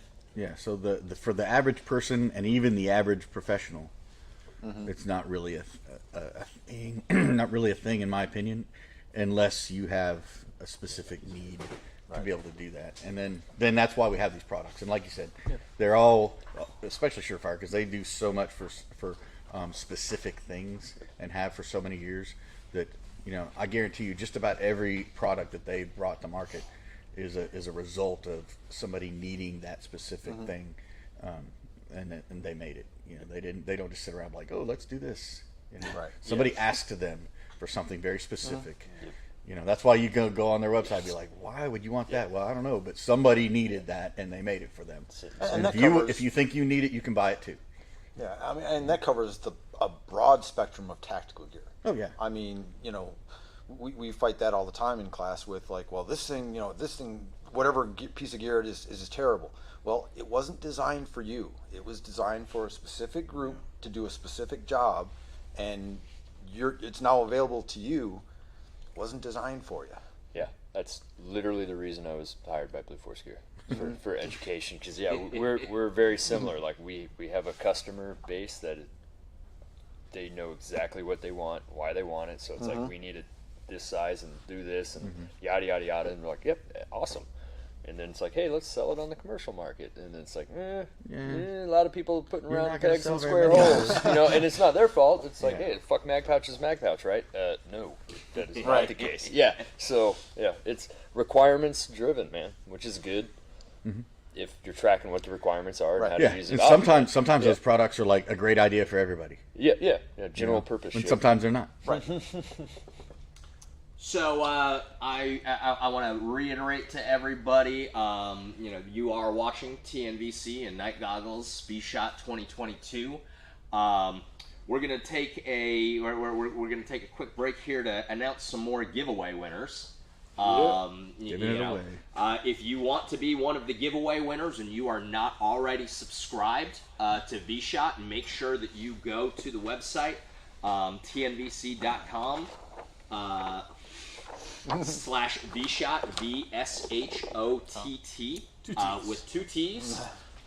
You must be registered to be to win the giveaway prizes.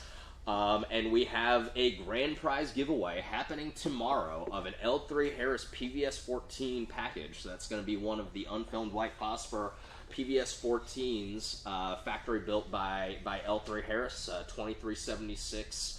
Minimum figure of merit. So if you want to be entered into the giveaways, the only way to be a giveaway winner is to go ahead and register at tnvc.com/vSHOTT.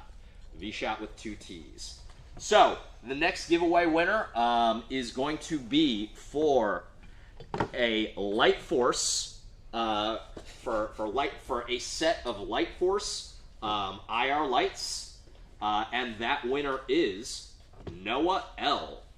We got a name. Noah L. Congratulations. Yes, we finally got a name. We did see what some of y'all were talking about. It is a little bit more difficult to put in your name than we had kind of anticipated. But nevertheless, if you can if you can do so, we are very happy to. It's very helpful to us if you guys are able to put your name in. So congratulations to Noah L. for the set of Light Force IR lights. Rock 40s, baby. For the next giveaway winner, who is going to win a TNVC Torch Pro Mark III, as well as a TNVC exclusive Steiner Tor Mini IR laser, is going to be DA scribble, apparently, 70 at yahoo.com. So if your email address starts with DA and ends with a 70 at yahoo.com, congratulations. You are the winner of the Tor Mini IR and Torch Pro Mark III. Nice. Well done. That's nice. And we do have more giveaway winners coming up later tonight. All right. I guess somebody kind of jumped off of the previous question. What about IR only pistol lights, like the mod light with one of their IR heads? Again, same thing. Here's the thing: if you definitely need IR, then that might be a better way to go. But remember, you don't have light. But what if? What if, right? Yeah. So sure. I mean, if white light is not in your vocabulary, and you want some sort of illuminator, a kick butt illuminator on your pistol, then yeah, sure. But like I said, it is a very niche item, and even an IR light head on your rifle is a very niche thing if you have a good quality multifunction aiming laser. I know I've got mod light IR heads. some of the early production ones, and I use them in handheld mode, or I put them on a DMR rifle before we had the Kiji to illuminate downrange and stuff like that. But I don't know, again, if you definitely are IR only, then okay. I hope you don't need a white light. Yeah. I mean, if I was really running a pistol as a primary, I think I'd probably have the dedicated IR light on my helmet and still have a white light on the pistol in case, True. it got real Then you hairy. got something Yeah, really because then good. you could look around. Well, you got the best and of be like, both. yeah, I got my IR, and if I need to use this pistol, I still am emitting plenty of nice IR light off my helmet. It doesn't have to emanate Yeah. from the gun to That's give true. me the same capability. You know what I mean? And no capability is disabling.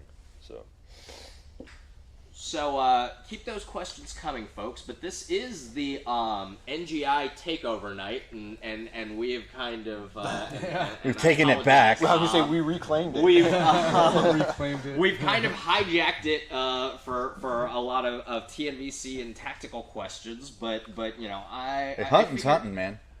Yeah. 2 legs, 4 legs. There's no hunting like the hunting of man, wasn't it?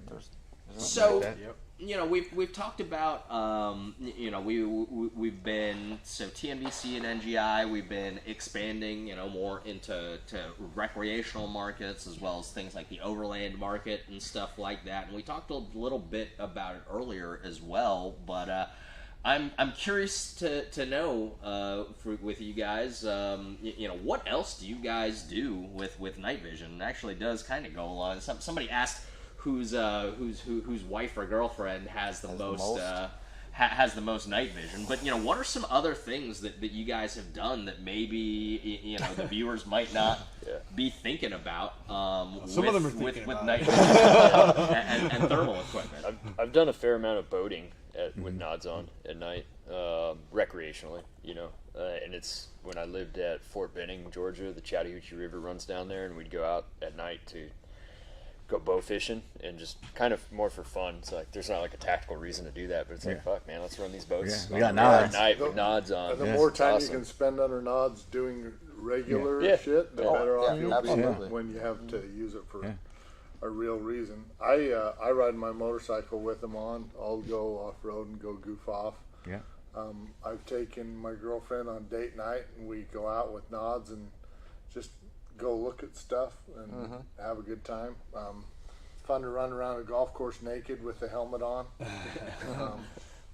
Not that I've done that. I heard No, it's but- fun. I've heard. But I've heard, Heard right? stories. Yeah. New guy. Yeah. Well, I mean, and just driving around, you talk about the overlanding, and Light Force has the IR lights, and my former 4Runner that is now in a salvage yard in Albuquerque, New Mexico. A Rest moment of its soul. silence for Had a set of 850 strikers on the bumper and a set of 940 rock 40s on it, and you driving around, especially in off-road dirt roads, hunting camp, stuff like that. Just exploring under nods is cool because you can drive right up on stuff because they don't see and hear you, or they don't know what they hear, and it's fun. It's fun to do that. I don't go through the whole kill switch, black it all out thing, or whatever. But just for fun stuff, or if we're going out to go hunting, and we flip that stuff on, or whatever. But driving around in a safe kind of controlled environment, not on the streets. That's not how I rolled my 4Runner. If you like to look at stars, there's no Yeah. better way to look at stars than Yeah. with nods. And Dude. we spend quite a bit of time on a houseboat in the summer and go up on the top deck, Lake Powell, Utah, and just stare at the stars. It's freaking awesome. You know what's funny with if you're talking about the overlanding thing? I mean, that's actually how I even got into night vision. Like I said, we talked about before. I mean, I was a police officer before, but I never used night vision as a police officer. But after as a civilian, I mean, man, I was into Jeeps I always had Jeeps and Mustangs and shit like that, and got into the overlanding thing before it was in the magazines and shit like that, and it was just a few run-ins and experiences that me and my wife had when we'd go out like in remote places, to where I started looking at night vision and thermal and stuff, and I started with a Gen 1 thing from like Big 5, and just kind of went from there. And that's how I got into it, And it's like, the Southwest, it gets hot in the summertime, so going out at night, it was kind of fun to go hiking around and stuff at night. when it's a lot cooler out. So that was one of the main reasons for us too. But yeah, there's just a lot of stuff you can do, man. You know, it's not always, you know, tactical stuff, but eventually, and you mentioned this earlier, man, like you may start off not doing it tactically, but it's all related to this stuff, like you guys are talking. So you'll end up going that way. So you'll end up, you know, at some point you're gonna like, well, shit, man, I can get a laser now, and I can try shooting, and then you really should take a class from TVC or Greenline, or you'd really go more that direction. But you'll end up there, I think, even if you start off as just a guy using it recreationally. Follow the path. Follow the path. And then, not that I'm into it, but there's a sect of the astronomers Yeah, that use NVGs. Well, yeah, and astronomy was actually, you know, again, TNVC, Tactical Night Vision Company, been around for 16 years, so you can probably guess, if you haven't been able to tell so far, where the company's initial focus is and was and tends to be. But astronomy was really one of the first kind of markets that TNVC branched out into that wasn't really what you would, you know, refer to as traditionally tactical. And so we've, you know, had a long-term partnership with a company called Teleview, which if you're watching this stream, you may or may not be all that terribly familiar with them, but if you're into astronomy and telescopes and stuff like that, you have probably heard of them because, you know, they do. Or if you have a phone mate. Yeah. Or phone mate's a partnership between TNVC and Teleview. I'd like to go diving in them because I've seen the housings. Being a diver, I've done a lot of night dives with like a dregger, so it doesn't make any noise. And like on a full moon at night with a closed circuit system, you see some cool shit. And I bet you even see more cool shit if they can't see you coming. You have to ask yourself the question: do you want to though? Yeah, absolutely, I do. Yeah. Or you might see stuff you don't want to see. That's what I'm saying, right? Yeah. You're like, oh fuck. A couple of years ago at the Overland Expo, we took a bunch of vehicles out that had IR lights, and we all wore nods, and we did like a big geocaching, like, I don't know what you'd call it, but basically an overland run, and did some geocaching under nods, and it was cool. That's cool. Yeah, scavengers. Learned a hunt type lot stuff. about how to drive with nods, and you know, when you're actually in a caravan of people, I was goofy-eyed, and I'd focus one on my rearview mirror, so I could watch the terrain behind me and the caravan behind me, and still have an eye for the road too. Yeah, there's some techniques to driving, and you got to get out there and do it. Well, actually, I wrote an article for one of I think it was UN12 about about that stuff. Oh, that's but cool, We had a student cut grass with his. Yeah? That's what he was doing to practice before he came to class. Huh. Well, I mean, you know, Sure, the neighbors appreciated Yeah, that, I know, right? I was like, What the hell? You can't vacuum at night because the vacuums have lights on them, so Right, yeah, so... tape you have over to it. use the lawnmower. You got to cut grass. Yep. well, you know, and TNVC and Night Goggles and our partners Base Camp, you know, we're all a growing family. Some of our producers were unable to be here for vSHOTT because they've just become because their family's growing. Yeah, literally. And you know, so I have also, you know, I've also got an infant at home right now, about 15 months now, and what I will say is that you know, if I need to check on the kid at night, whether they're the Artemis, whether the Panos or 31s or something like that, nods are probably coming out. You know, and I have definitely checked on the kid in her crib, you know, with night vision. So it's I get a lot of use out of them these days And for you'll that. use them even more when she's a teenager. Well, yeah, I mean, Not that you want to see anything. not that way. You got to put a stop to things before they happen. Yeah. You know, that stuff doesn't happen in front of you. It happens in the dark. Oh, yeah. Could you imagine being that poor fucking guy? Yeah, I was that poor guy years ago. All of a sudden, there's a laser dot. Now he's a He grandpa. puts on the visible. He starts walking up. Oh, Well, you know, my only concern with that is you know, does it become an arms race where now, you know, my kid having grown up with night vision all around, you know, talk about peer near peer. Does she start learning how to use it and how to use it to the best of her advantage to get away with stuff? You know, I mean, I can see a continuous That's why you got to stay on your toes. Escalation occurring as a result. She bats those big brown eyes at you and says, Yeah. Dad, can I get some night vision? You still won't have digital night vision. No, by then. when he's like, where are my panos? I don't know, Dad. All right, jumping into some more some more questions that y'all have sent to us. This is an interesting one. It might take a moment or two. a little bit, and I'm going to kind of merge two questions. But somebody asked, can we discuss thermal crossover and thermal performance, as well as humidity level and thermal performance? What do you guys? I mean, I can definitely wants talk to about tackle that thermal first? crossover. I mean, to define for everybody else, so obviously the person who asked that question has an idea of what thermal crossover is. At about a half hour before and after dawn and dusk is that kind of witching hour when a lot of things are in temperature flux, right? So when the sun's going down or right before it comes up, things are starting to warm up or cool down, and they're not the same. And that can make thermal less effective, right? I mean, you see that out in the field all the time, right? Yep. It's when the rocks are cooling from We the saw day. it really bad that night that you shot the Yeah, coyote exactly. That's outside a of perfect Vegas. example. So that's what that's what thermal crossover is. It's that time where the temperatures are changing and it's either getting cooler or warmer, and the rest of the environment is also doing the same thing. So a lot of things can look the same out there, or you just see no definition. Everything is about about the same temperature, Yeah. or it's not the temperature that it was, right?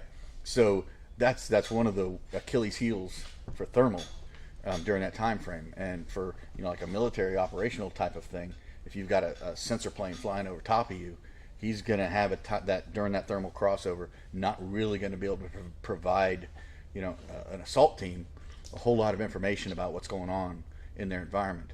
And in the field, same thing. Like Tom and I, shoot, it was a long time ago. We need to go hunting again. Yeah, too long. But I shot this coyote and we were in outside of Las Vegas hunting, and it was late at night, but it was just so.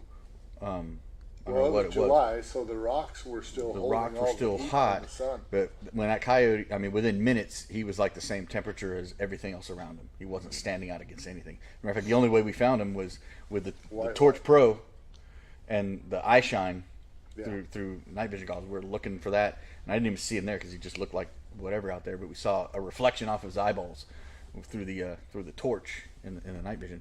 So what was the question about? I defined it. Yeah, I mean, So, it was just to discuss actually. So I think that you did the a pretty good job with that. quality thermal you're using, the either the less it's going to affect, or the shorter that time frame for the crossover window is going to be. So, Yeah, you guys know, I love the breach, but the breach isn't the most powerful, awesome core in the world. So you're gonna wait longer. But the new Voodoo, Yeah, Yeah. like Or the, half a degree. the Envision stuff, half a degree of variance. So, yeah, so again, the better core you have, the less you're going to be affected by that. But it's still a thing. Yeah. Humidity can kind of do the same thing. It just I say it's like this. It's like throwing a wet blanket over everything. It's like nothing really looks the way it ought to look, unless you have a really strong heat source. Yeah.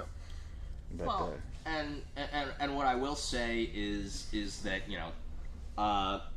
everybody, especially if you're watching this presentation, everybody's kind of got an idea of what thermal is and what thermal does. But sometimes people forget a little bit how it in fact actually works and what it actually is. It's long wave, long wave IR, long wave infrared, which is opposed to near infrared, which is what your analog night vision, long and medium, image intensification operates on. But really, as that we've been discussing, it's really all it is radiation.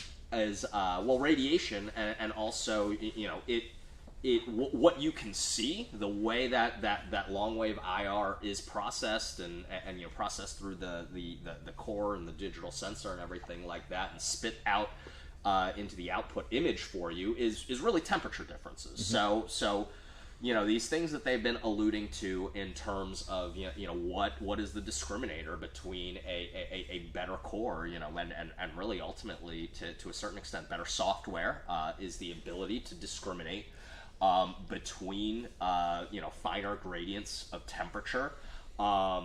You're talking about both humidity and thermal crossover, and thermal crossover, being obviously as the technology proliferates, more and more people are becoming familiar with that term. But it's traditionally been a term that was used as military planning consideration. And so all of those things will affect the temperature of things, and that's kind of the basic way to answer that. Anything that affects the temperature of objects will affect the performance of it will affect the performance of the thermal device. Rain can do it, snow can do Yeah. it, the super hot sun can do it. But Yeah, the answer there is you start mitigating it with bringing on board other technologies. Because that thermal crossover, magic hour zone was the time when you're using both night vision and thermal together to try to get the best of both worlds. And even white light, like you said, like, fuck, we took a white light. Like, yep, there he is. That's you just have to start fusing stuff together. Which is, they're not competing technologies. No. They're Oh, no, complementary. they're complementary. Yeah, they're all complementary good. technologies. For years, we've been saying that the night vision or the image intensification excels at target identification, or target identification over target detection, where thermal excels at target detection over target identification, and that makes them work so well together. And that's why fusion is so awesome. Yep. But even then, like you were talking about the Cody earlier, it's not long range; it's more of a short range. Yep. So, I mean, if you really need to use both, you're going to have two separate devices for the most part. Just like the dual spectrum white light, IR light, when you start putting everything in one, you don't get the best of both. Yeah, the requirement, a book of Chris anyway, for long range thermals is all long range thermals should have an IR laser beam designator on them. Because I can't tell you how many times in the early days with like those older models where you're like looking at a motherfucker on a hillside, Patch 13. and then you're like, I can't make heads or tails out of what, and it's like the later models had, you hit the button and you can't see it on the thermal, but you're like, I'm launching an IR beam at it. And Everybody else can see it. Okay, now I see it. Like I see where we need to be looking and all that stuff. For daytime, we use a vis laser too, because the same thing happens. You're like, I got a coyote in the bushes at 3 o'clock, and everybody's like, I don't see it. Turn on a vis laser, and Yep. now Well, that's one of the cool things about thermal that a lot of people forget or don't recognize is it works just as well during the daytime. It doesn't care if it's daytime or nighttime. Yeah, as long as Where there's a I variation. squared, it's made for darkness. I mean, it was going to work, but it's not. It's amplifying stuff that doesn't need to be amplified because we have the sun. Yeah. But you can see stuff with a thermal device during the daytime that you would miss otherwise, because like I said, it's in the bushes. I see body heat of some sort. So that's just, I know it has nothing to do with the question, but a lot of people forget that about thermal. It's like, it's not just a nighttime thing. And a lot of people think that you'll ruin thermal if you turn it on during the day or during light, That has nothing to do with it. Yeah, Doesn't give a shit it's a about different light. it's a different point in the light spectrum, and it doesn't affect it. Well, and I will bring up one modifier to that, and I definitely agree that we get a lot of questions about, can you use thermal during the daytime? Yes, obviously you can use it during the daytime, but as I mentioned, thermal is about ultimately detecting and discriminating between temperatures. So if you are in the Rocky Desert at high noon, it might be a little bit less effective when everything around is being warmed by the sun and is the same temperature as body heat. If you think of a human as 100 degrees or a coyote 100 degrees, and the rocks around it are 98 degrees, it's going to be damn hard to see. Unless you've got movement, it's going to be hard to see that target. But as things cool off to 50, 60 degrees, it pops a lot more. And that's what you why said earlier, people like use it extreme at heat night in the most middle of the time. day, can also be a factor. Yeah. I mean, there's plenty of limitations. You can't see through glass and stuff like that with thermals. You know, they both have their strengths and they both have their limitations, and that's really why I've for so long have recommended that, you know, to do it right, you want both. Yep. You know, I mean, I hate to say it. You got to buy more stuff, but really, they're two technologies that complement each other better than just about anything I know of. It's a good thermal monocular. I mean, you just can't go wrong with it. You'll use it for so much stuff. You know, even if you're not sure what you'll use it for, like if you have night vision and you want to get one, you'll use it for something. You find yourself in possession of a breach, you'll never let go of it. Yeah. Right now, there's some dude that's sitting on the couch. He looked over at his wife, and his wife is just shaking. Her wife is shaking his head. You should get one. I'm gonna get hate mail. All right, let's do a couple more giveaways before we jump into some more questions. Keep those questions coming. Pretty much as long as you're asking questions and as long as you're still watching, will be as long as Augie will keep talking. Yes, you know, for those that were not aware, I didn't hurt your feelings by saying that. Right? I got to make sure that we haven't talked about before. I was at one point in a past life a college English professor, so they're absolutely correct that if you need me to or if you want me to, I can keep on going and keep on going. Yep. And you know, if we get to the point where it's 3 a.m. and I'm teaching you about ret comp, you know, so be it. But yeah. So we're going to try to avoid that situation. We're going to do so by himself by giving you guys some cool more stuff. giveaways. Are you giving away that PVS 14? The PVS 14 giveaway is tomorrow.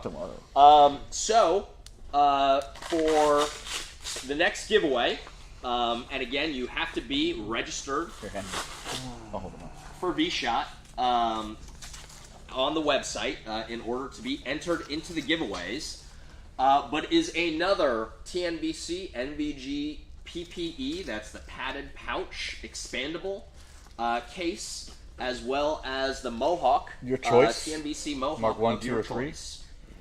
And the winner of the Mohawk and pouch set is going to be J Z Jay-Z at gmail.com. So it's all right, Jay-Z, you got some new stuff. Space ZEE at gmail.com. Jay-Z. Not that Jay-Z. Maybe. I'm pretty sure. For the next giveaway, and you guys may see some of them hanging out among all of the different panelists as well, is going to be the Nicorium NVG wrap of your choice. So these NVG wraps, you know, they've been on the market for about a year now. They are vinyl wraps to kind of add camouflage or color to your night vision goggles. They are designed to be low near IR reflectivity as well. So, you know, a lot of times people talk about black products and black devices as a target indicator black under night vision. So these Nicorium wraps can kind of help you with that. But so they also just kind of look cool. They do look cool, and if you happen to find yourself in a situation where you need to do night vision marketing and you need to switch things around so they're all matchy for, you know, a particular advertisement or something like that, they're real convenient for that as well. I go through a ton of wraps more or less for that purpose. But winner of an NVG wrap of your choice from Nicorium, minus the GPNVGs. If you can afford your own set of GPNVGs, or if you are issued a set of GPNVGs, you can afford to pay for your own wraps. Sorry about that, guys. But for any of the other available Nicorium wraps, is going to be J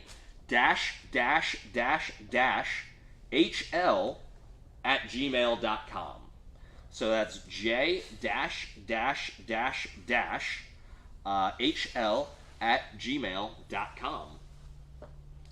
I will tell you, Jay, looking at Mike's and looking at mine, because I put these on, I don't know, 6-7 months ago or whatever, and I had a couple beers in me and was like, oh, I'm gonna do this. And like, they look like shit. Like a third grader put these things on, but that's completely my fault. I'm looking at Mike's and I'm like, damn, that's like, you did a good job. It may have taken me a few hours with tweezers and reading glasses and. You just look at his mohawk. You know, he's Shit's taking all time on man, all it. crooked and crap. There's creases in them. And I may have a man. little problem with CDO because it's not OCD because that's not. That's you know. not.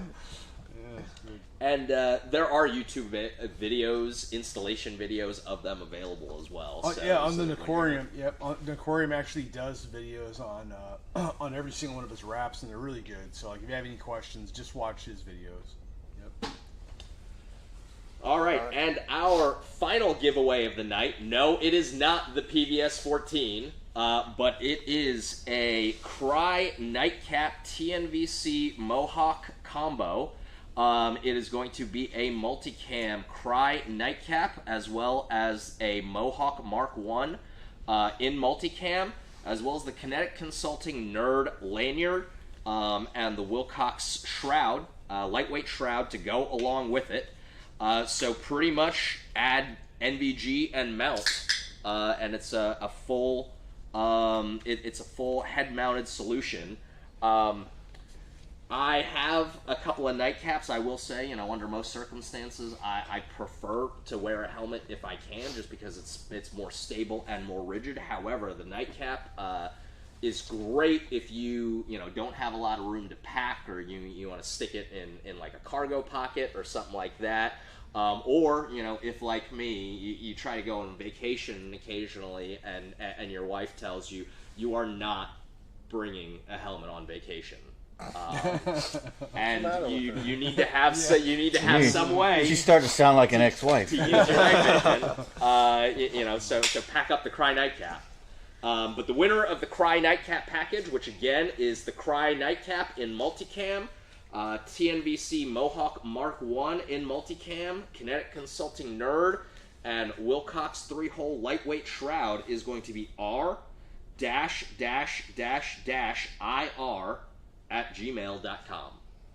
It's a nice prize. Congratulations. Score. Yeah, well done. It's a good score. Yeah.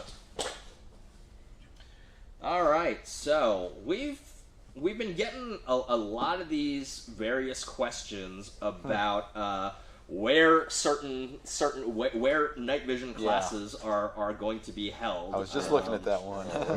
So somebody asked, would we or would you guys, would the panelists be consider doing a night fighter class in the Kansas City area in the Cave Complex? Or in the Cave Complex. All right. Well, I mean, yeah. Does the Cave Complex have a classroom with seating for 20? Yeah. Audio-visual capability. A minimum of 8 lanes, shooting from 3 yards out to 100 yards. I mean, if the answer is yes, we'd consider it. But those are kind of our basic requirements. So unless you've got a cave complex. Can you reread the question? Just any class? Would you consider doing a I'll day go. night fighter class? I'll go, but it won't be a in standard Cave night fighter class. complexes? But how far is Kansas City from Oklahoma City? Because I'll be there in May. Yeah, we go to Granfield, Oklahoma, which is just south of Oak City. Be in Oklahoma City at Wilshire Gun Club in May. But I'll run around the caves with you. Well, I mean, subterranean stuff is becoming a big thing, within DoD as well. Good guys at Wilshire. What? Good guys at Wilshire. Oh, I know. Yeah. So with They're that my question, alumni. and I kind of, I kind of alluded to it. We've been getting. It seems like anytime, it seems like we're getting these periodic questions, and I feel like it's not going to end until we get through all 50 states. Are you going to do a night vision class here? Are you going to do a night vision class? Can here? I just tell you my motto? Well- I'll fly up your ass if the money's right. So, so yeah, I'll go. That's the thing. Hit me up just like you'd hit up Mike over there. If there's a facility that meets our needs, which mine are the same as theirs. Why don't you guys? Why don't you guys, as the TNVC representing TNVC's training program and representing Green Line Tactical and y'all's training program? Why don't you tell our viewers, both. Where don't go through all of the classes that you have scheduled, but where to find that information. Oh yeah. I mean, if they have that, that's question, my first question is: have you checked my website? Right. Because I'm all over the place, and it's greenlinetactical.com. There will be some more stuff added on. There's some stuff that's not on there because it's contracted training courses and stuff like that.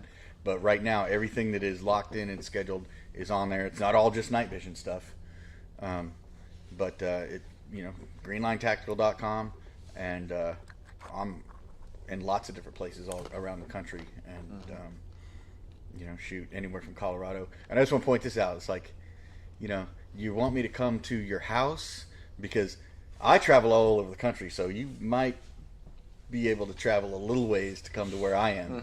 It's kind of hard. There are only so many weekends in a month that I can be there. Me and my guys can be there. So a lot of people travel. I have people travel from all over the country, and I had a guy go from Puerto Rico to Colorado to take the class. So a lot of people do travel. I'm just saying, but so it's hard to hit everything because there's only so many. There's about on average 2 weekends a month. And you can't do this year round, as we talked about last night. I mean, you can, but it's hard to do night vision training in the summertime unless it's in an indoor type of facility. And that's why, in May, that's when we're in Wilshire, because it's an indoor facility and stuff like that. So we got to kind of go indoors when it gets dark late so that we can adjust. And, the cool thing about that is we can start at 8 o'clock in the morning. We don't have to stay up all night. We can drink beer. You don't have to. We go out to dinner and drink beer together, and then get up in the morning and do it again instead of finishing at 3 in the morning. And Waffle House is already closed. Yeah. So. Excuse me, is there a hurricane? No. Why Actually, is last Waffle House closed? Waffle House was the only place open, man. And then and that's where everybody was for screw that. We went to the gas station and got a sandwich. But, so then, my answer is going to be very similar. I mean, if you go to the TNVC website, across the top there's a tab for TNVC training. If you click on that, you'll see a drop-down menu, and you'll have the option to look at the open enrollment stuff, like our Try Before You Buy event, our Night Fighter 101 class, Night Fighter 201 class, and then there'll be law enforcement training, and then underneath that there will be a FAQs for both open enrollment and law enforcement. The law enforcement stuff kind of parallels our open enrollment training. We're going to come out and do law enforcement demos for interested agencies. Obviously, we can't probably make it out to every agency that calls us up. We've got to set up some criteria about how serious you are about purchasing and what your requirements are. But we're going to do one of the announcements we had yesterday was we're doing law enforcement open enrollment classes this year. We've got 2 of them scheduled. One's going to be in September out in Alliance, Ohio. Then we're coming out to Virginia in November. And these are going to be our Night Fighter 101 classes, but for law enforcement professionals only. You've got to send us your credentials. Once we verify your credentials, we'll send you a link to a hidden TNVC page that you can then go on there and register. And whether you're an individual officer going, paying out of your pocket, or whether or not your agency is going to pay for you, it's going to be our Night Fighter 101 curriculum, but law enforcement guys only. And then the last part of that is going to be our agency contract classes. The guy was talking about coming out to the cave. Well, if that's where your agency works, we'll come out and we'll work in your environment. And we can do these law enforcement or these contract classes, these agency contract classes, 8, 16, 24 hours, and we can do everything from helping you guys take night vision out of the box for the first time and showing you how to put it all together and turn it on, to a 24-hour class where we can validate a team's capabilities who's been running night vision for years. So again, TNVC website, go to training, and all the information you need is there. If there's a question that you have that's not there, just go ahead and email us at training@tnvc.com, and we'd be happy to talk to you. All right. Next slide. Well, so before, again, it is NGI Takeover Day, and we kind of talked about, Tom is really probably the only professional hunter of four-legged critters, but do y'all have any good, hunting stories, some last parting anecdotes from, from any hunting that y'all have done? Why don't we start off with you, Tom? Oh boy, I've got all sorts of crazy hunting stories. Yeah. Pick a good one. Pick a good one for our viewers. Well, when I was about 25 years old, I went on a coyote hunt, and I was all by myself. Couldn't get anybody to go with me that day, and it had snowed like holy hell. And northern Utah probably snowed 16, 18 inches. And I was walking along this railroad track in the middle of nowhere looking for a place to hunt. And my mind started going weird, like thinking about, like, a buddy of mine told me years ago that Bigfoot travels the railroad tracks. And I was just, you know, kind of melancholy, just cruising along by myself. And all of a sudden, from the deep snow, up jumped this big old Cujo type dog that had fallen asleep and got snowed on and heard me coming and scared the living shit out of me. That's And awesome. just, and I almost shot it. Yeah.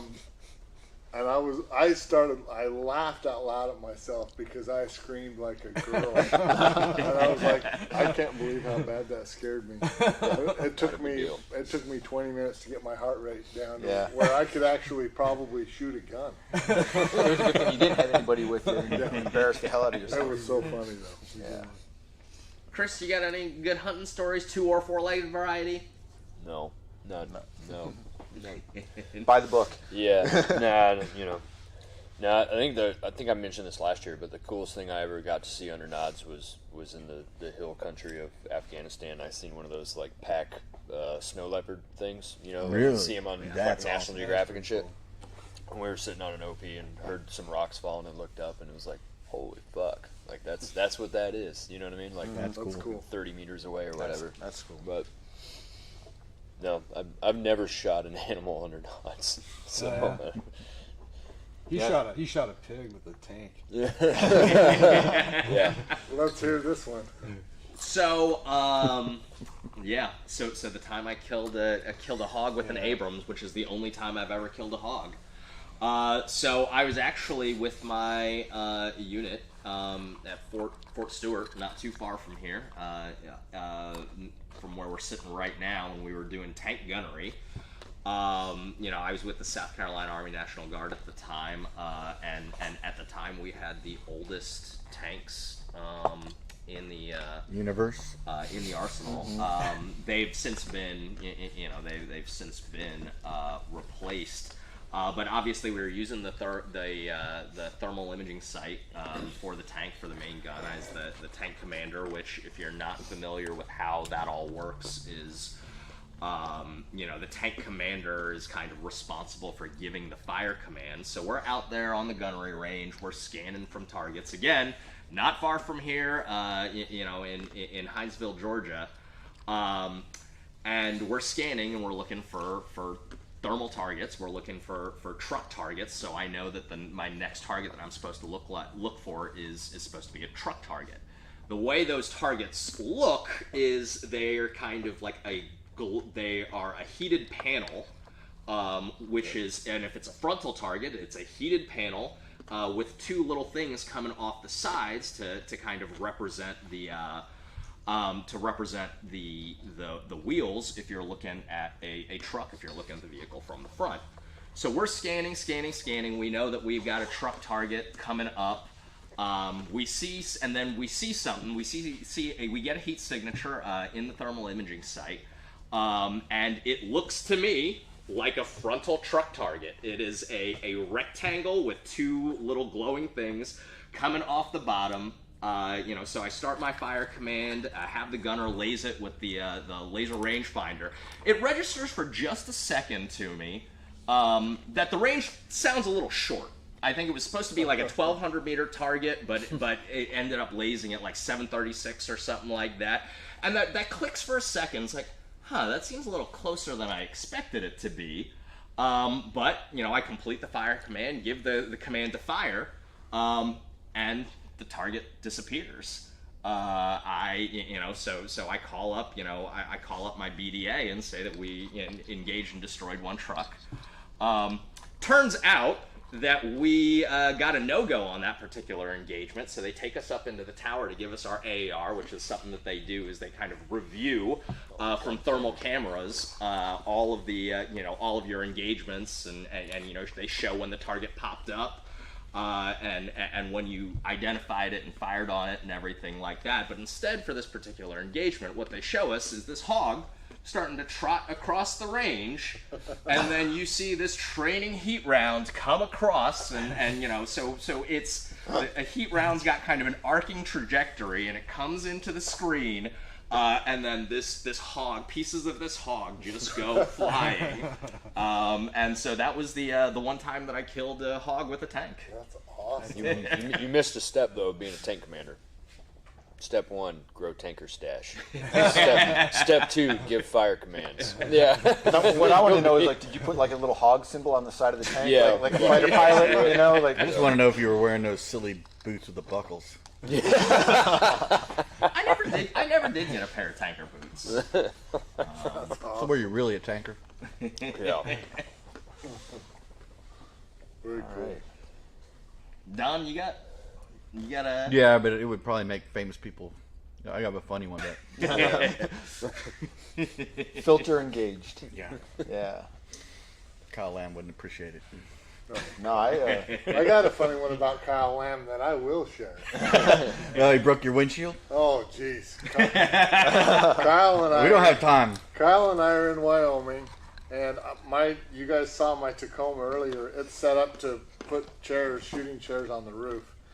And Kyle is up there with my AR with my suppressor on it and my thermal.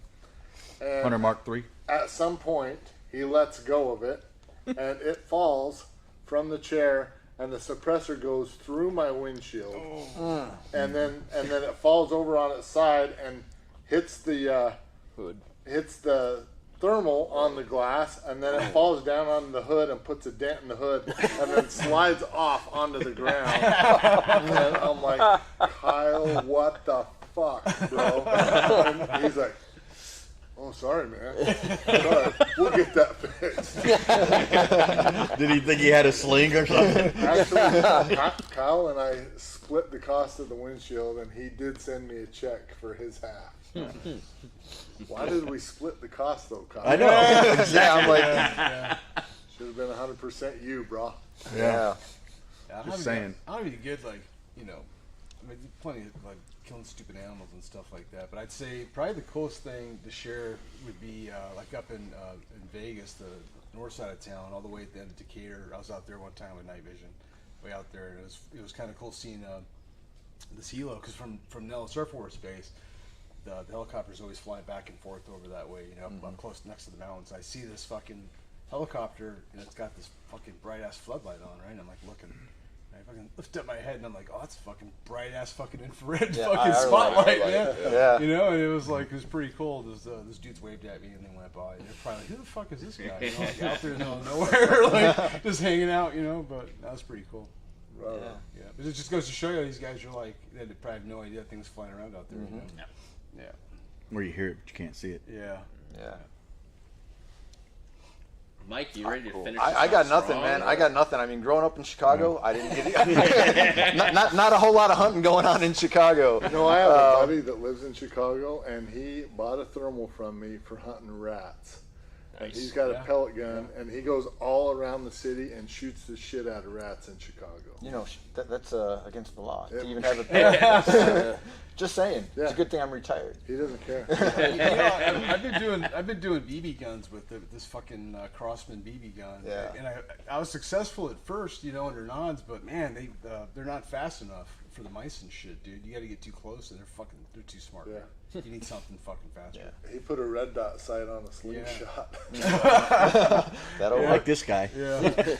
He's awesome. I would say the coolest thing I may have seen though is actually took my goggles out to a friend's house out in Phoenix, and we were sitting out in their backyard in their pool and hanging out, and got to see one of the how was it, the Perseid meteor shower, whatever it was, and you could see a couple with unaided eyes, but once you put the goggles on, I mean, the amount of meteors we saw that night was Especially if you're out in the middle of cool. nowhere and you don't have a bunch of light pollution from like a city and stuff Yeah, like that. yeah. I mean, because he's outside of Phoenix, you know, they're up in the foothills there, and there's no houses around. It was pretty cool. Just You ever see That's dolphins and shit? Or do you get out to sea or just on a lake? I haven't. I haven't taken nods out like on the ocean or anything where I live in Savannah. Just mostly the rivers and stuff. I've seen a lot of like gators and shit. But So like fish and shrimp and stuff like that under IR illumination, that's actually really well, what's really cool interesting. is, and then if you're in an area, because I mean, of course, it wasn't recreational; it was in a Zodiac. But you got that what do they call it, phospholuminescence that you get on the Gulf side, and it looks cool normally, but yeah, through nods, you know, it was green screen back then.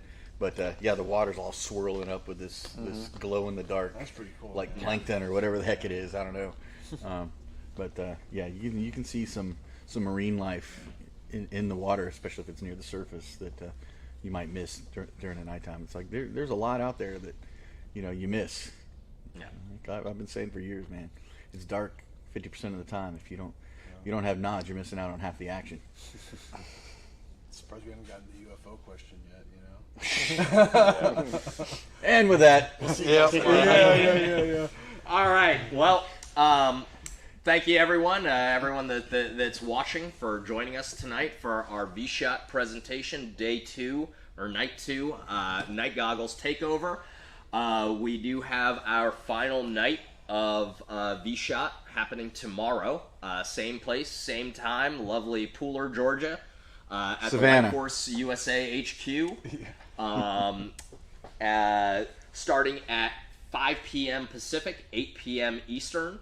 We'll be talking about some future horizon products, and we'll be kind of talking in general about the kind of where we see the industry going in the future of the industry, as well as doing a couple looking back at in a little bit more detail about who we are, who TNVC is. You always need the history to give you context on the future.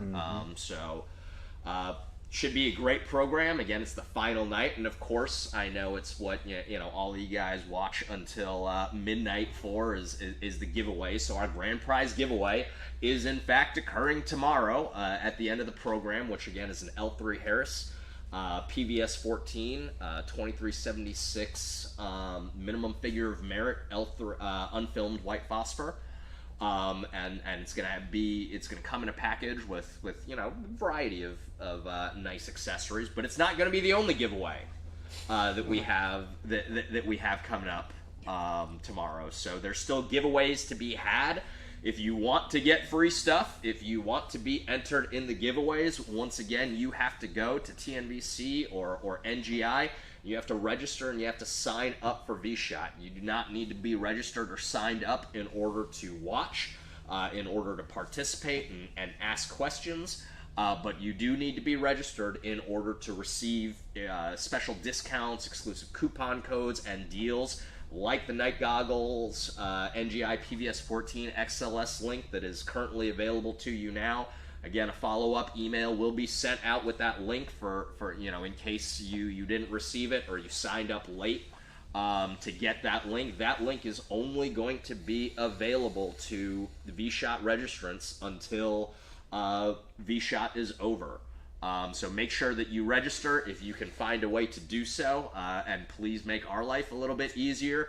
Find a way to enter your name when you register there. I think some people said that if you register and then you go back and you sign in under your registration, that's how you can add your name. If you don't want to spend more time with me sitting here saying dash dash dash dash dash, putting in your name would be a great way to avoid that. So thank you once again from all of us at TNVC and Night Goggles and our special guests.